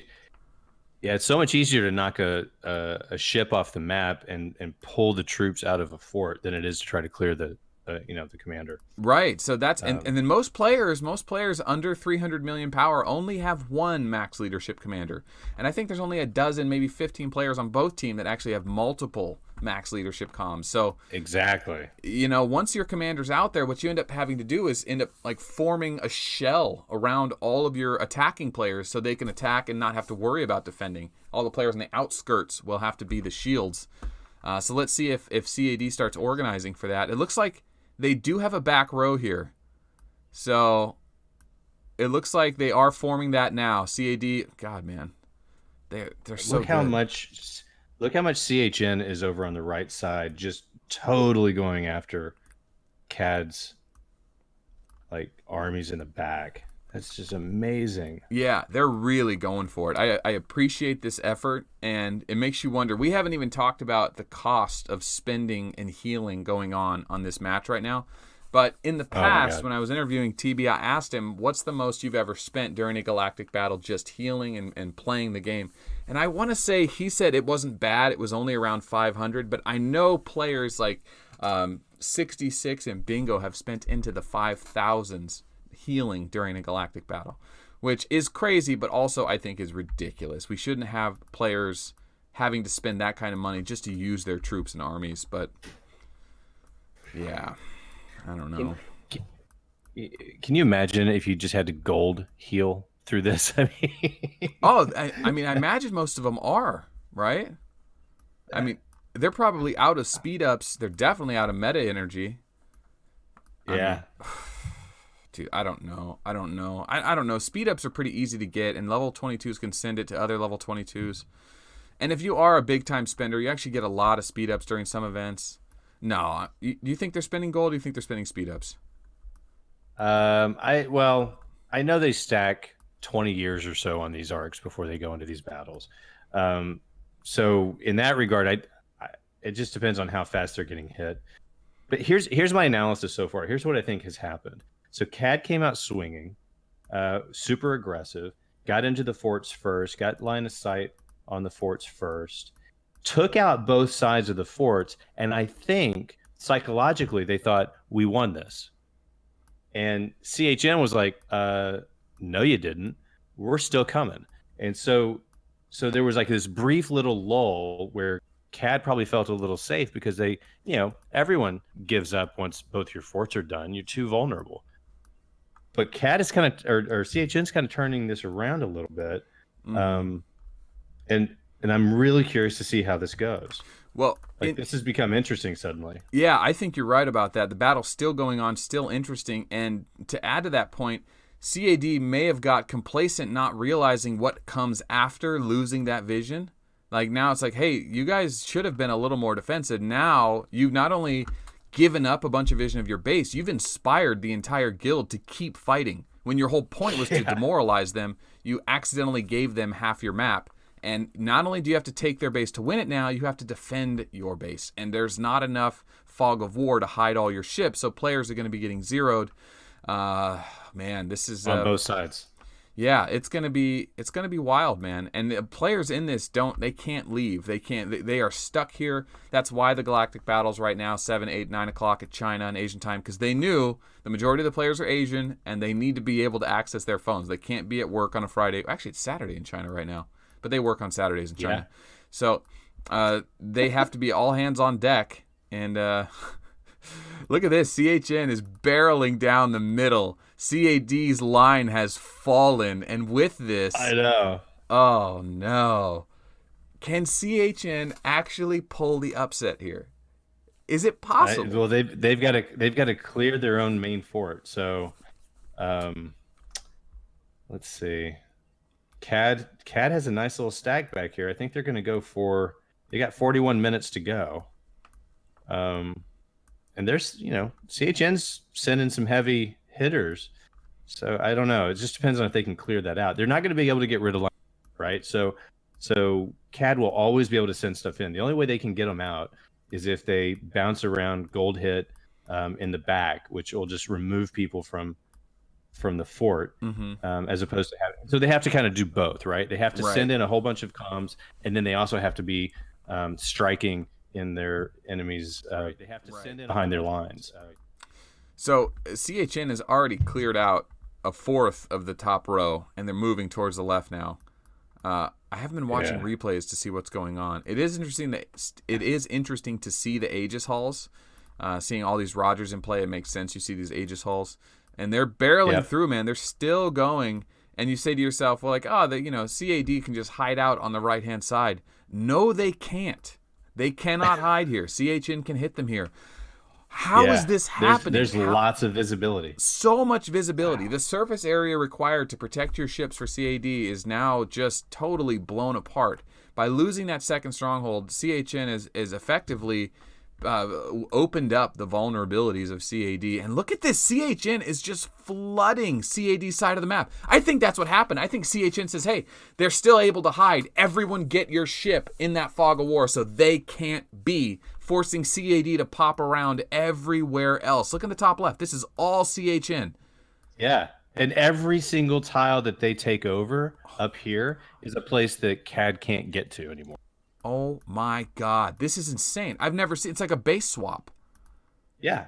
Yeah. They said, okay, yeah, visibility is not a big deal. Fog of war, not a big deal. Come get us. We're big. Oh my God. Now look at this. CAD said, fine, you want to be on our side of the map? We'll move to your side of the map. CAD has 10 ships in the bottom left. They have nowhere else to go. CAD's got another 10 in the bottom right, maybe 15, maybe 20. CHN is taking over their side of the map. What else can CHN do? Are they going to get that left stronghold? If they do, this becomes a whole new game. Yeah, well, don't forget, CHN's base is still under siege. CAD is still holding the enemy base. There's some 40 minutes left. And no, CAD's left stronghold is not being assaulted. So CHN hasn't jumped in yet. They still have time, though. There's still time to do it because the stronghold has 30 minutes left. Oh my God. This is a pretty good game. I mean, this is more exciting than most I've seen. Oh, this is by far, yeah, I think without a doubt, best galactic battle as a viewer and spectator. But as a player, I feel like CAD did everything right. And they had to do what they did. They just weren't able to attack and defend at the same time, which it's like, okay, CHN figured it out. We can't defend against you, so we have to attack too. Maybe a little too late. But now CHN says if we ramp up the offense and keep you on the move, you're not going to be able to play your game plan. And that's what's happened. CHN has fully displaced CAD. CAD has nowhere left to hide. They have effectively a quarter of the map hidden from CHN. CAD has a quarter of the map hidden. But if you look at all the ships of CHN, they have revealed the entire map. There is not a single ship, save for one guy. This guy right here, who is this? He's the one guy that CHN can't see right now. Everyone else is revealed. Who's the lucky man? Yeah, but that's Gangster. brilliant. That's brilliant. If your enemy has an advantage, take that advantage away. And they've done that. They've done that. Yep. It is now equal on both sides. Fog of war does no longer matter. It used to. Yeah, and I wonder what CHN... Yeah, look at this. CHN, every time you see those green ships pop in, that's revealing everything. They've taken away the advantage. And usually you say, like, okay, take away your opponent's greatest strength. It's like, okay, yeah, that's a great strategy, but at what cost? What did CHN have to do to get it? And the fact is not really much. They had already lost 2 bases, so they had nothing to lose. Yep. They had already been fully revealed. Doesn't matter if they're on their side of the map or the opponent's side of the map. They need to basically put themselves to get an advantage, and being in your enemy's fog of war is an advantage, assuming you can defend yourself. Oh, man. CAD's, all things considered, CAD is still holding it down. But CHN is now going to start trying to clear. 36 minutes to go. Oh, my God. Yeah, if they don't put serious effort into clearing before it hits that, I'm going to predict CAD will be able to keep it. They have to get some serious progress on clearing it. 30 minutes is just not enough time. Not when you're talking about at this level. The devil's advocate to this whole narrative for the last 5-10 minutes is that, did you really doubt that CAD was ever going to be able to hold that base? Did you really doubt CAD couldn't hold that base? I mean, yeah, I did. I still doubt it. I'm a little nervous, man. The thing about CHN we didn't really hype up is that CHN is so CAD and CHN are global alliances. CAD is made up of, I think, 8 guilds, 8 super guilds. And CAD isn't always the guild that's supposed to go to the finals. It depends on the bracket of those top 8 guilds, and then they all join into one. Because they joined CAD last time, it made sense to join CAD this time, and they had a favorable position. But CHN is also a super alliance. They also have 8 guilds joining them. Not everyone likes CAD. There's some politics and alliance issues. So CHN is no slouch when it comes to alliances and power. They have all the heavy hitters they need. It's just a matter of, can they effectively work as a team as well as CAD has done in the past and still continues to do to this day. Yeah. So here's what I'm predicting is going to happen. In 5 minutes and 30 seconds, the main fort for CHN is going to go below 30 minutes. As soon as it does that, CAD will win. And the reason is because they can give up all the defense on the fort in their upper left. They don't need it anymore. All they need to do is hold for 30 minutes the main fort, and then they win. Interesting. Yeah. In fact, CHN's not even attacking that stronghold. Not anymore. They gave it up. Yeah. And of course, yeah. Why? They don't need the points, and they've already got the vision. It's like we could fight. Yeah, if they can't clear that, we can fight for that stronghold for the next half hour, or we're already revealed anyway. We may as well just jump in their fog of war and overwhelm it. I mean, that's a brilliant play. No one wants to be behind a stronghold in a galactic battle. But if you are, the best thing to do is at least use your ship's base ability of revealing spots around it to take away your opponent's advantage. I mean, dude, it's a but it was brilliant. But CAD has taken back control of their fort, and so now they're protecting it. And it won't help CHN once their main fort gets under 30 minutes. To do anything other than try to clear out the main fort. If they can do that, then they can go back to trying to take that left fort. But they got 4 minutes to clear them. So here's what's interesting. CHN is putting ships in CAD's base. There's 2 Rogers left. There's a king going at the Rogerses. Oh my God, I want to see these replays. He's surviving Rogers. King beating Rogers. He hits so hard. That's got to be a penetration Roger or penetration king. Yeah, it's penetration king makes so much sense. Now, oh, look at that, right through the middle. Yeah. Let's see if we can get that. See if that replay came through. Oh man, who was it? It was double Chinese player names, right? Yeah. All right, let's see if this is it here.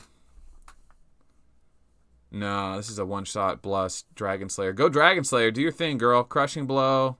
Shockwave, here we go. One shot everything, that'd be amazing. Woo. Nope. Ooh, big hit. 644. Maybe. God, she's so powerful, dude. Bang! Oh, almost enough to kill. God. Dragon Slayer, get out of here. Dragon Slayer, King, Nekajiro. They're all getting videos. Mm-hmm. All right. B-52's Vega versus Elf. Oh, I got Vega in this one. Yeah, Elf's a little beaten up there. She's a little bruised and battered. She looks like that Fiverr commander that I had developed. Did you watch that stupid Fiverr video I did? Yeah. Oh, that was so bad. I honestly loved the concept of that video. For those of you that don't know, I reached out to a bunch of artists on Fiverr to design new commanders for our game. And, it didn't go... It went well. I thought it went well. I thought the video itself went well. But the community in general didn't really respond to it. So I don't know if we'll ever do that again. But this was Grandpa Golem.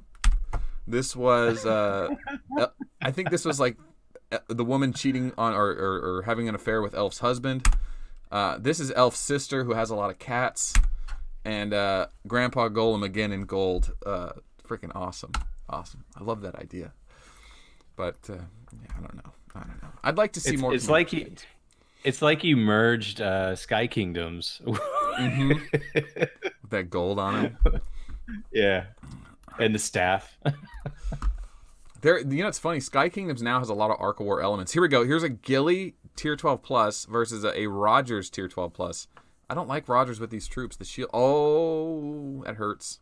There's a Virgo that went off already.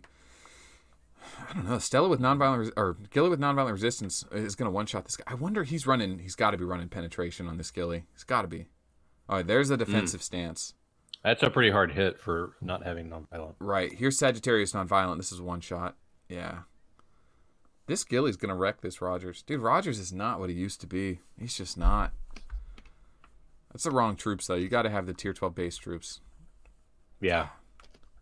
Infantry's so squishy. Go, boss, go.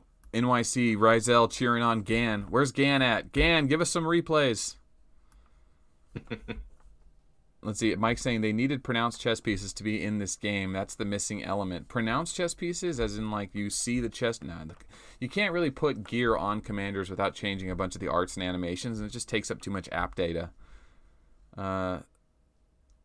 CHN just a second ago had CAD down. ARP says that CAD was down to 3 marches in the main base, and they were able to refill it. So CHN, I wonder if by having those Rogers sitting up there, if that's actually effectively stopping their ability to clear their base.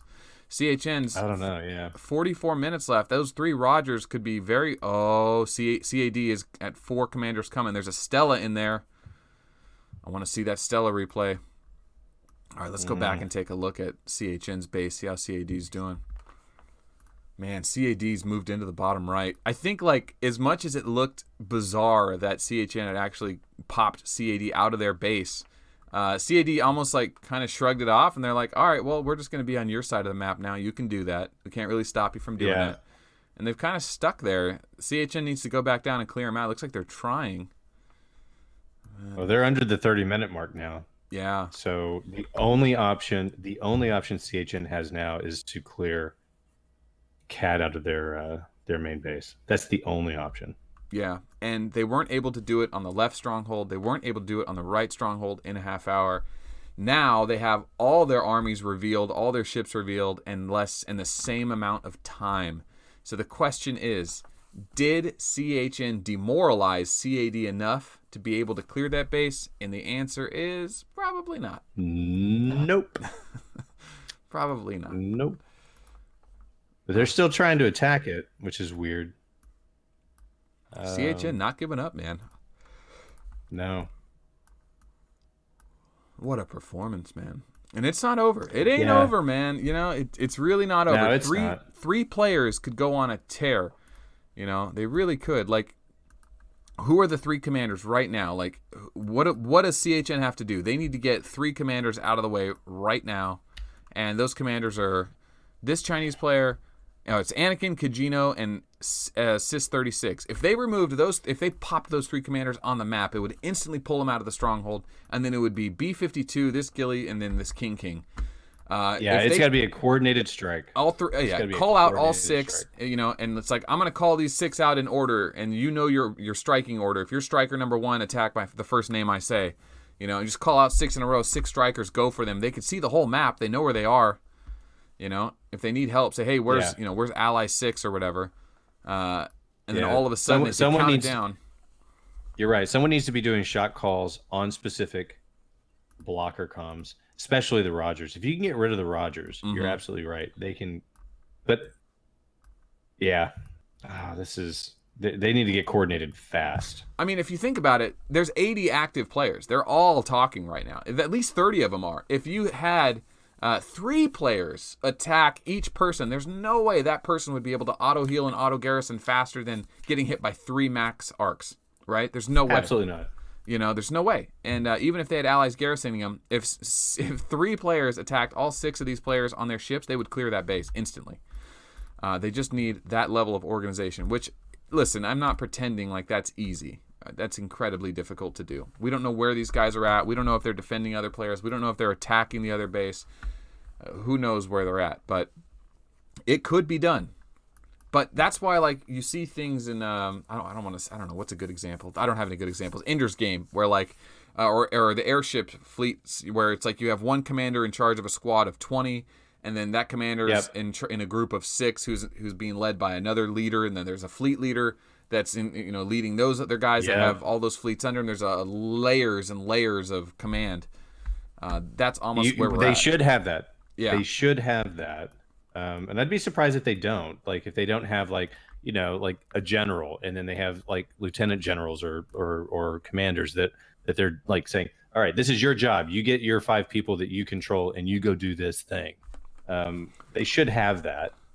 Well, this that's the size, thing, like, is that what our game is No, turning this into? Like, is this YouTube stream going to be just like next season, me hosting it with somebody who's the actual fleet general, and we can just listen in as they command all the different squads, and we can introduce them at the beginning, like, this is squad 1, these 6 players, here's their commander lineup, this is squad 2, here's 6 players, and there's the squad leader. So then there's the main commander's just calling them out. Squad 1 hit so-and-so target at 5:14. Squad 2 hit so-and-so target at 10:15. On my countdown, wait for it. Squad 3 hit so-and-so. All right, we're counting down. 5, 4, 3, go.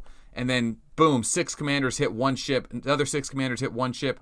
It takes 30 seconds to coordinate if everyone's organized. Dude, that could be the new wave of how to play this game. It's got to be. I mean, especially with these super guild formations. I mean, it almost becomes military at that point, right? Yeah.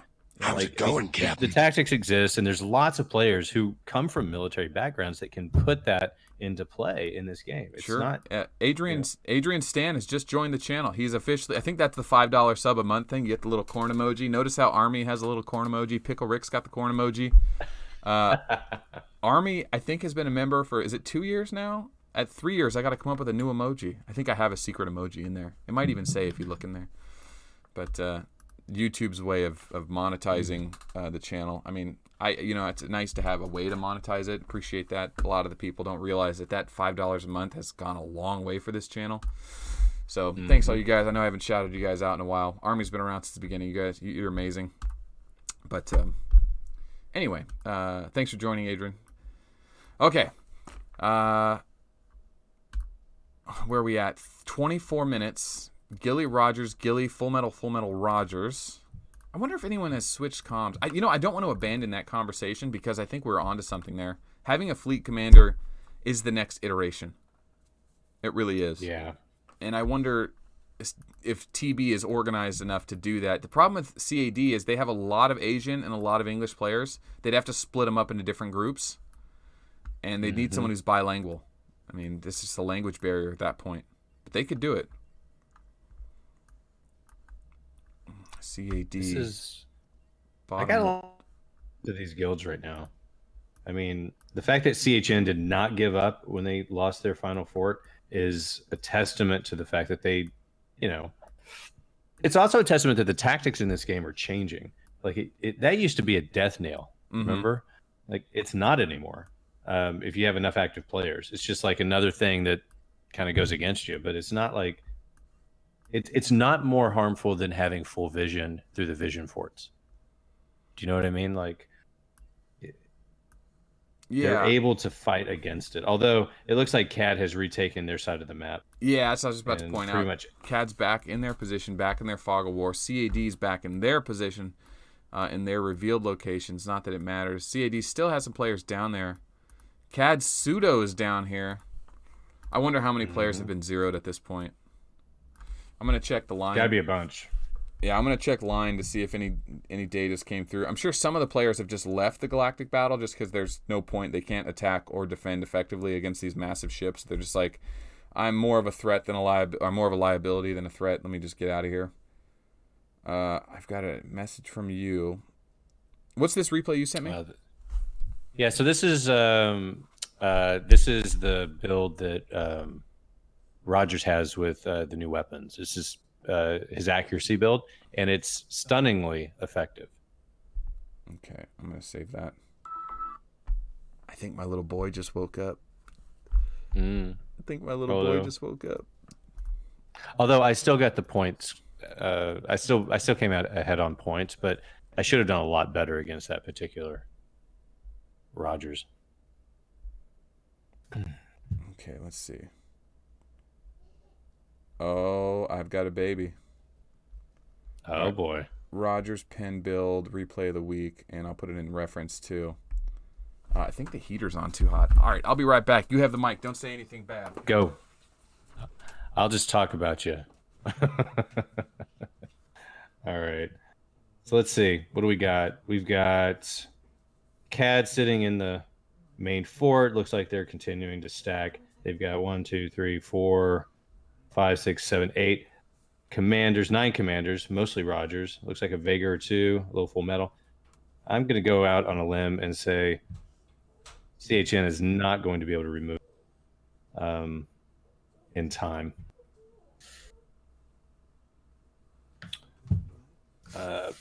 But that's okay. Yeah, I think CAD has completely fended off the reactionary strategy that CHN came up with. It's kind of winding down, as you would expect when you lose your line of sight. So I think this is working out for them. I think CAD's going to take this. 2, 3, 4.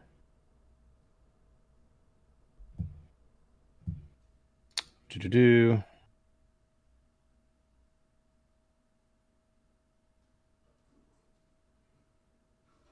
It's like, oh my God, we have dead airspace. It's crazy.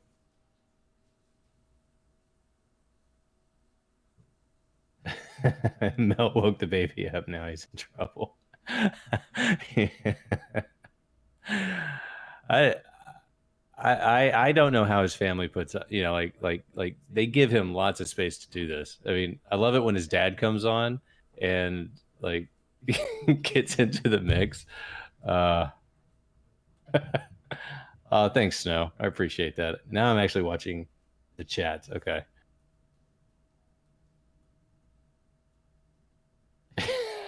Yeah, we are gonna hear, honey, I'm so sorry. I didn't mean to wake the baby. Oh my God. 5:30 a.m.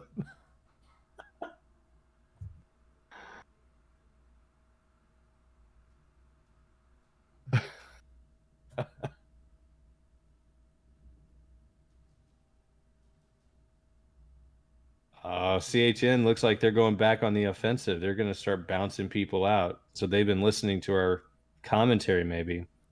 The only chance they have at this point is if they can find the players that are blocking them from taking this fort back and bounce them around. That's the only thing they can do. But there's still 8 people out there.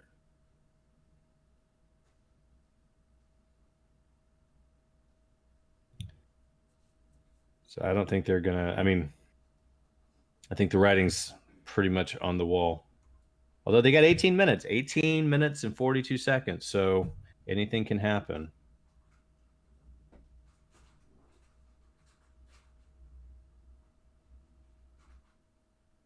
Let me see. Yeah.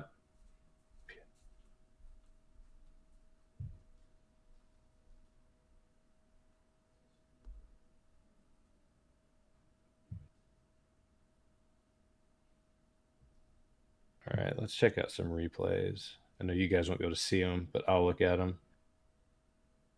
See what 66 has got. Elf versus Dragon Slayer.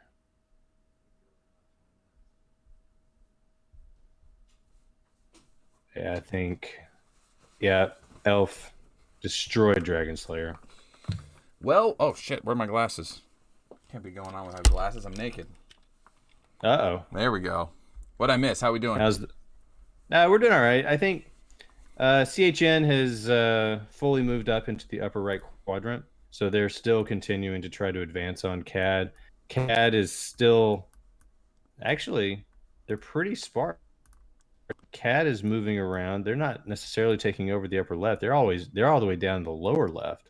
So CAD is going on the offensive and trying to get closer to the main base. So check this out. It looks like Money, 888 Money, a player from our server, my server. Yeah, he is finally on the offense now. His Reinhardt was being used defensively this whole time. He's on the offense now. CAD did move to the bottom right. I mean, they've been all around. CHN still sweeping hard. Looks like they doubled up on the sweepers. Did CHN ever get that left base? I think they abandoned it, right? And it's not even trying that. Yeah. Well, once they got under 30, they don't care. CAD has literally one Rogers in that base. Yeah. Now look at this. CHN has 30 minutes left on the main capital stronghold, which is very good. 30 minutes left on the main base. The problem is his first one to hit 0 wins, and there's 16 minutes left here. Yeah, they're 14 minutes behind. So that's a big. And if they could clear the base, then they're that much closer to winning it all. God, could you imagine if the server crashed and like CAD got wiped out and CHN won it because of a technicality? 30 minutes left. I mean, that's close, man. I don't know if CAD could clear them. I think MVP for this season has been 7P. they have stood in the way of everyone's galactic battle up until this game. Like this game, it actually everyone logged in correctly, everyone got in all right. But 3 before that, they screwed it up. No one could log in. Yeah. I got to say that the ping, the server lag, the response time is acceptable. It's kind of like what it normally is, so it's not worse or better. I feel like the Galactic Battle should be slightly better ping-wise, considering it's a much smaller server. But it is what it is. GAN jumping around now, 1.7 billion power, still getting attacked, I imagine, just being swarmed by CHN. But the thing about the MVP and 7 Pirates winning, it's that 7 Pirates is always the winner. The house always wins. Someone asked me in the line chat yesterday or the day before, they said CAD versus CHN, who's going to win? And I said 7 Pirates, the house always wins. Because at the end of the day, this event generates money for them. Like if you are a game owner or a game developer and you say, listen, we need to make money. Like, how do we do it? Well, we can make everyone compete, and then at the end of it, we'll make the most money on the final battle because those guys have spent the most and they compete the most. It's like, great, that's a good way to churn up $100,000 in revenue. And that's how all sports competitions are, right? All those tournaments, all that competition, at the end of the day, leads to selling tickets, spending money, investing back in their game, and who reaps the rewards is the organizers. So just a little bit of news. CAD has kicked them out of their main base. So CHN is no longer in contention. The glimmer of hope is gone. Gone. It was Anakin's Reinhardt who did it, followed by a King and a Dragon Slayer. Look at this, the B team. The B team. Reinhardt, King, Dragon Slayer. Way to go. That's funny. Anakin's their Reinhardt B with team the is clear. Look how many commanders they stacked into their own. Let me see. Are they holding it now? Yeah, they've got 3. I mean, you're right. It's a King, Dragon Slayer, and Gilly. Even Tank Stella made her debut. I haven't seen that Tank Stella replay I'm not getting enough replays. I need to be looking at replays and saving them. Yeah, someone needs to say, this is Stella, because you can't tell who the comms are in the replays. It's killing it. All right, let's go look at some of these. 13 minutes left on the main base, then it's all over. Wei's there. I think someone needs to talk to the Chinese players. I mean, I guess it should probably be me because it's my request. But the Chinese players need to go back to the melt format, like 4-letter names, 4 letters of Hanzi or whatever, or just 2 letters like TBs and then followed by Hanzi, so that Chinese and English players alike can identify who's who. Especially for the commander cards, right? Naming them after players means that people are going to start identifying those players in the wild. They need to get on. The other thing they could do is do what they do in World Chat or in the World Game, is just assign everyone a random name, and then it won't matter. I mean, it kind of takes away your MVPs and whatnot. I mean, people have to figure it out, but yeah, you're right. I mean, not being able to understand who's fighting because of the language barrier, it's tough. So I got a weird replay here. Vega, Breakdown Gemini doesn't hit very hard here with the tier 12 plus, but Dragon Slayer, watch this. Scorpio, Cepheus, so damage reduction, damage bonus, 1260, only kills 300, but watch the tear space. How is she doing 900 units of damage with tear space? What build is this? You see what I'm saying? Do you see this? Yeah. Maybe there's a research advantage, a disparity, because he's the other guy that only has tier 11. Yeah, I would imagine it is mostly research. God, dude, that is a hard-hitting tier 12. And why are you running Dragon Slayer with old tier 12? What's going Yeah, on? that here? I don't understand. It makes you wonder. Is Shockwave working with Tear Space now? What's going on? Well, here's the thing: if anyone's going pure penetration, and I'm just saying this for argument's sake, they're always going to use old T12, right? Because you're doubling up on HP, you're doubling up on that tear space, because it takes away all your attack to run that build. So wouldn't you want to make it up by using the new Tier 12? I don't know. We need to do some math on that. I mean, I'll play around with Gilly and see what I can do, but like losing 2 Titans, that's like, for me, that's 800 attack, right? Like, that's a lot to lose. And if you can, kind of buff up with a little bit of HP and do some tear space, I don't know which is going to be better. We'll see. Because you don't need a lot of attack if you're doing pure penetration. Right. But you still need some. You still got to get through. And at that point, why are you using the old Tier 12 and HP gear? Because you're not using any of that. It's just a survival. It's a good thing? Conversation. I'm sure there's a mathematical reason for it if someone knew the breakdown of it. Where's Krylar at? I'm sure he's got something figured out there.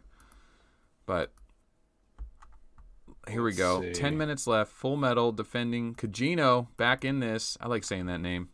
There's the Tank Stella. Let's see. I'm looking for new replays to pop into World Chat so I can get some action there. There's a Han. Start there. Okay. Yeah, and I'm just browsing through the ones that are just popping up, see if I can randomly find one. Uh-oh. Man, Plasma sucks now. Plasma used to be so good. Now's not. He's good on server. Yeah, but side. like Tier 12 versus Tier 12, Infantry is Plasma's best matchup, and even then, it's not even that good. Yeah. Oh man, Infantry doesn't have a utility comm anymore. Airship has Dragon Slayer. Walker has Hoodoo. I don't know. Maybe Nekajiro with a small march with penetration can really go far. I don't know. Look at this guy with his Tier 10 march. I'm going to hook him up. Small guy kind of fitting his way into the battle. Shares a small replay. I'll hook him up. Good man. Okay. I mean, there's no point in donating to the guys that, are already have the avatar. You may as well give it to the guys that need it. Second to last replay has looks like a Tank Stella. Second to last replay. Uh-oh. Yeah, it's 2 Chinese guys. One has 905 and hashtag 986 on the end of his name, and the other one has 805. Got it. 803 986. No, this one. If you click live, go to my broadcast and click live. I'm within 5 seconds, I think.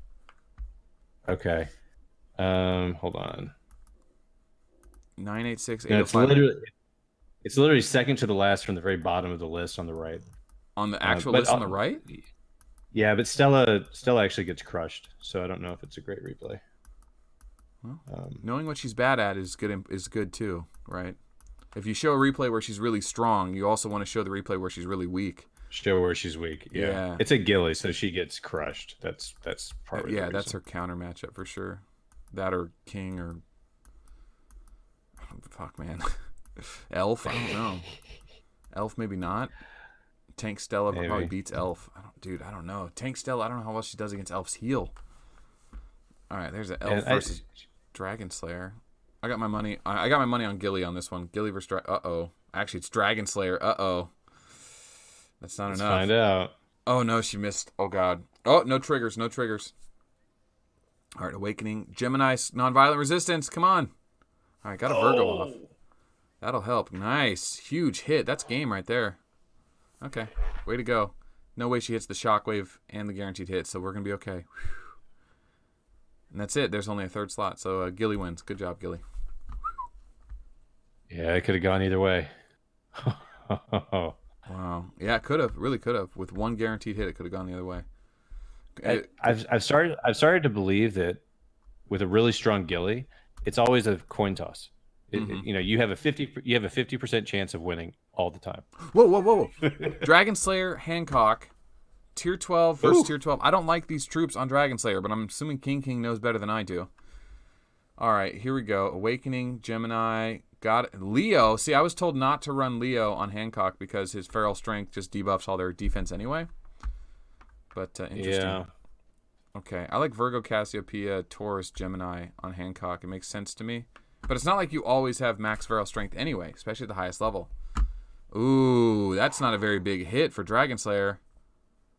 Here's the boom. Oh, the feral strength is having its effect.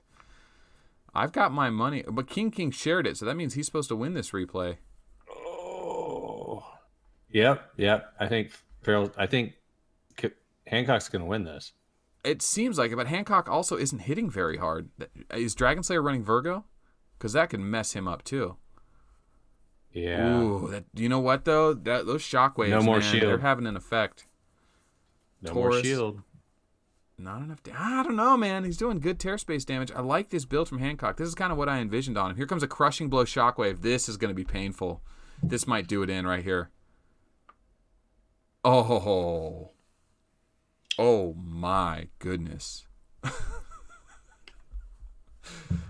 Wow.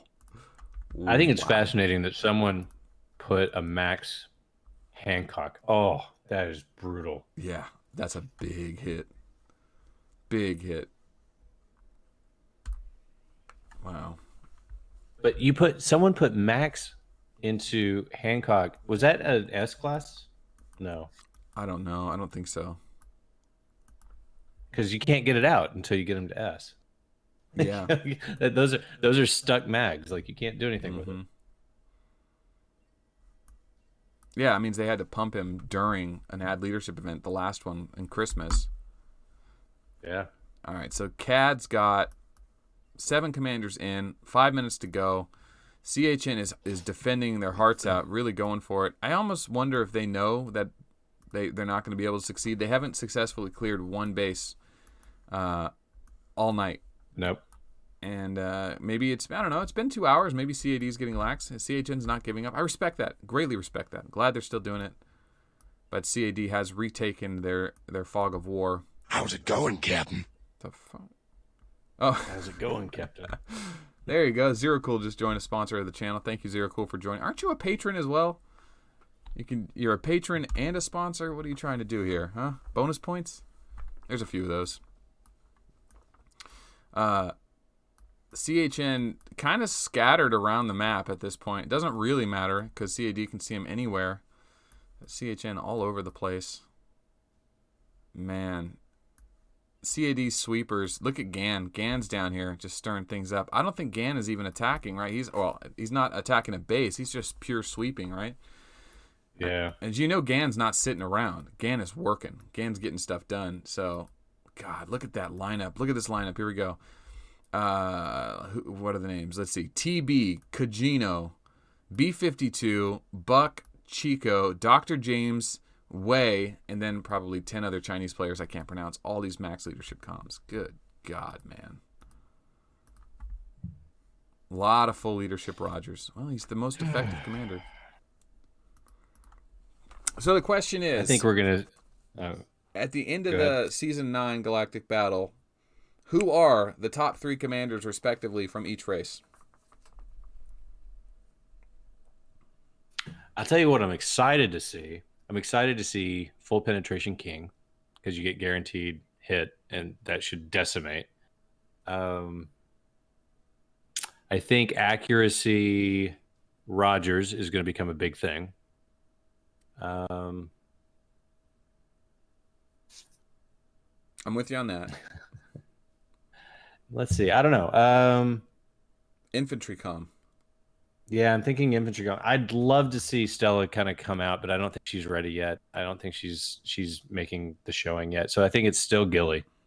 I think Nico is a place where we're going to start looking at him, but I don't know that Nico intrinsically is better than a Gilly if you're just doing full penetration. I think if you do full penetration, Gilly still beats Nico. But we should prove it. We should prove that. Well, I think Gilly beats Neko in a straight fight, no doubt. But I think Neko is going to scale better against Walker and airships. But the question is what are the best 3? Not the most exciting to see up and coming. You trying to get grilled by chat? You think they're not going to notice if I don't call you out on that? I like Michael saying. Yeah, I know. That's true. Dragon Slayer, Rogers, Neko. I don't know about. We can't say Dragon Slayer because she's. Oh wow! Did I just turn orange? I turned orange there. I'm white again. No, I definitely think Rogers is a shoo-in. Got to be Rogers. And then Rogers still a staple. the question is it Elf or is it Full Metal? Because of how powerful Rogers is, you have to decide: is it better to have the counter to Rogers as the leaders of Walker? Well, here's what we're seeing most: we're seeing Gilly as the striker, we're seeing Rogers as the holder, and we're seeing Full Metal as the counter to Rogers. Yeah. So that's what I've seen most. So I think those are probably right. I think Army's right. Yeah. Yeah. Dragon Slayer. He said Dragon Slayer. So no, Army, you're wrong. You're wrong, Army. But it's just a matter of like the Champions of 8, Galactic Battle Season 8, that poster I had made is still true to this day. Although we've seen an increase in Nekajiros and Kings and Elves and not necessarily Vega. Vega's on the downswing, and Dragon Slayer. We've seen 3 new commanders rise up. They haven't surpassed the thrones yet, but they're getting there, man. I really do think you're right about Nekajiro with penetration, King with penetration, and Dragon Slayer with penetration. All 3 of them. I'm excited to see what this affords us.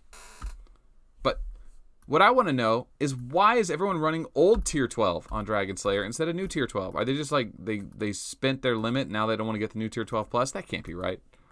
No, they have plenty. Someone's asking is Vega over now? I tell you, my impression is Vega is starting to feel like Golem. Yeah, guys, like the battle's ending in 5 seconds. Winners, CAD. We got to see all these new comps. There's even a Flare. A shout out to Classic Flare. There you go. We'll do a wind down show. That's it, guys. Congratulations, CAD, with the victory. Galactic Battle Season 9 in the books. We didn't do a trophy or belt this year. We made an icon. We made a what's it called? A logo. Yeah. But Hey, we should check out the final point score. I'm having a hard time getting logged in, but what's the final point score? We should get a screenshot of that. Final point score. Oh, I just missed the success. Oh well, the success image. Oh. Okay, got some rewards there for giving away donations. Final score. It's already announced. CAD in the win. Or what did they get for that? So, first place, 100,000 gold to each member. 2 spirit stones, 60% of a geist stone, 50 pure crystals, 1 million melange, and the purple border. But CHN, for their effort, gets a spirit stone and 60% of another spirit stone. And a golden border. And then third place, my guild's picking up a spirit stone and 30% of a spirit stone. So honestly, third place, fourth place, not much different. Nope. Yeah, fourth place, not much different either. So second, third, and fourth place are down a full spirit stone. And the coveted pink border. CAD, man, they're just hogging them all. Not sharing with the rest of us. Nope. All right. Well, you lost. Thanks for joining me. Yeah. It's been a good time. Absolutely. This was fun. You held your own. I don't know what you said while I was gone. I'll have to check that later. Rizel has a pink border. That's right. Bastard. All right. That's it. Anything else you want to say to the guild, the viewers? Anything else to wrap up this Galactic Just Battle shout out to everybody on 1014. Goku, I saw you in there. It's good to see you. Viper, all my friends. Just glad to be here. This was fun. All right. Well, guys, Galactic Battle Season 9 is in the books. CAD takes the W. The off-season begins. The homework begins. Commanders like we talked about, King, Dragon Slayer, Nekajiro. The penetration builds are going to be fully explored. I already read in the chat that Theory Crafters are already looking at replays, doing the math, trying to figure out what's going to go, what's going to work moving forward. Hopefully, commanders that aren't max leadership like King and Nekajiro with penetration are going to be able to be effective against the max leadership ones to give the smaller guys like me a chance. That's right. At the end of the day, I'm still a small count. Yeah, it should be an exciting offseason. Typically, this time of the year, this time of the season, people start quitting and trying to sell their accounts and talk a lot of shit because drama builds up because they got nothing more important to focus on. So be ready for that. So instead, start a war, break your peace, and you get some training in the offseason. Don't let your guild fall apart by fighting amongst themselves. Fight with people on your server. That's it.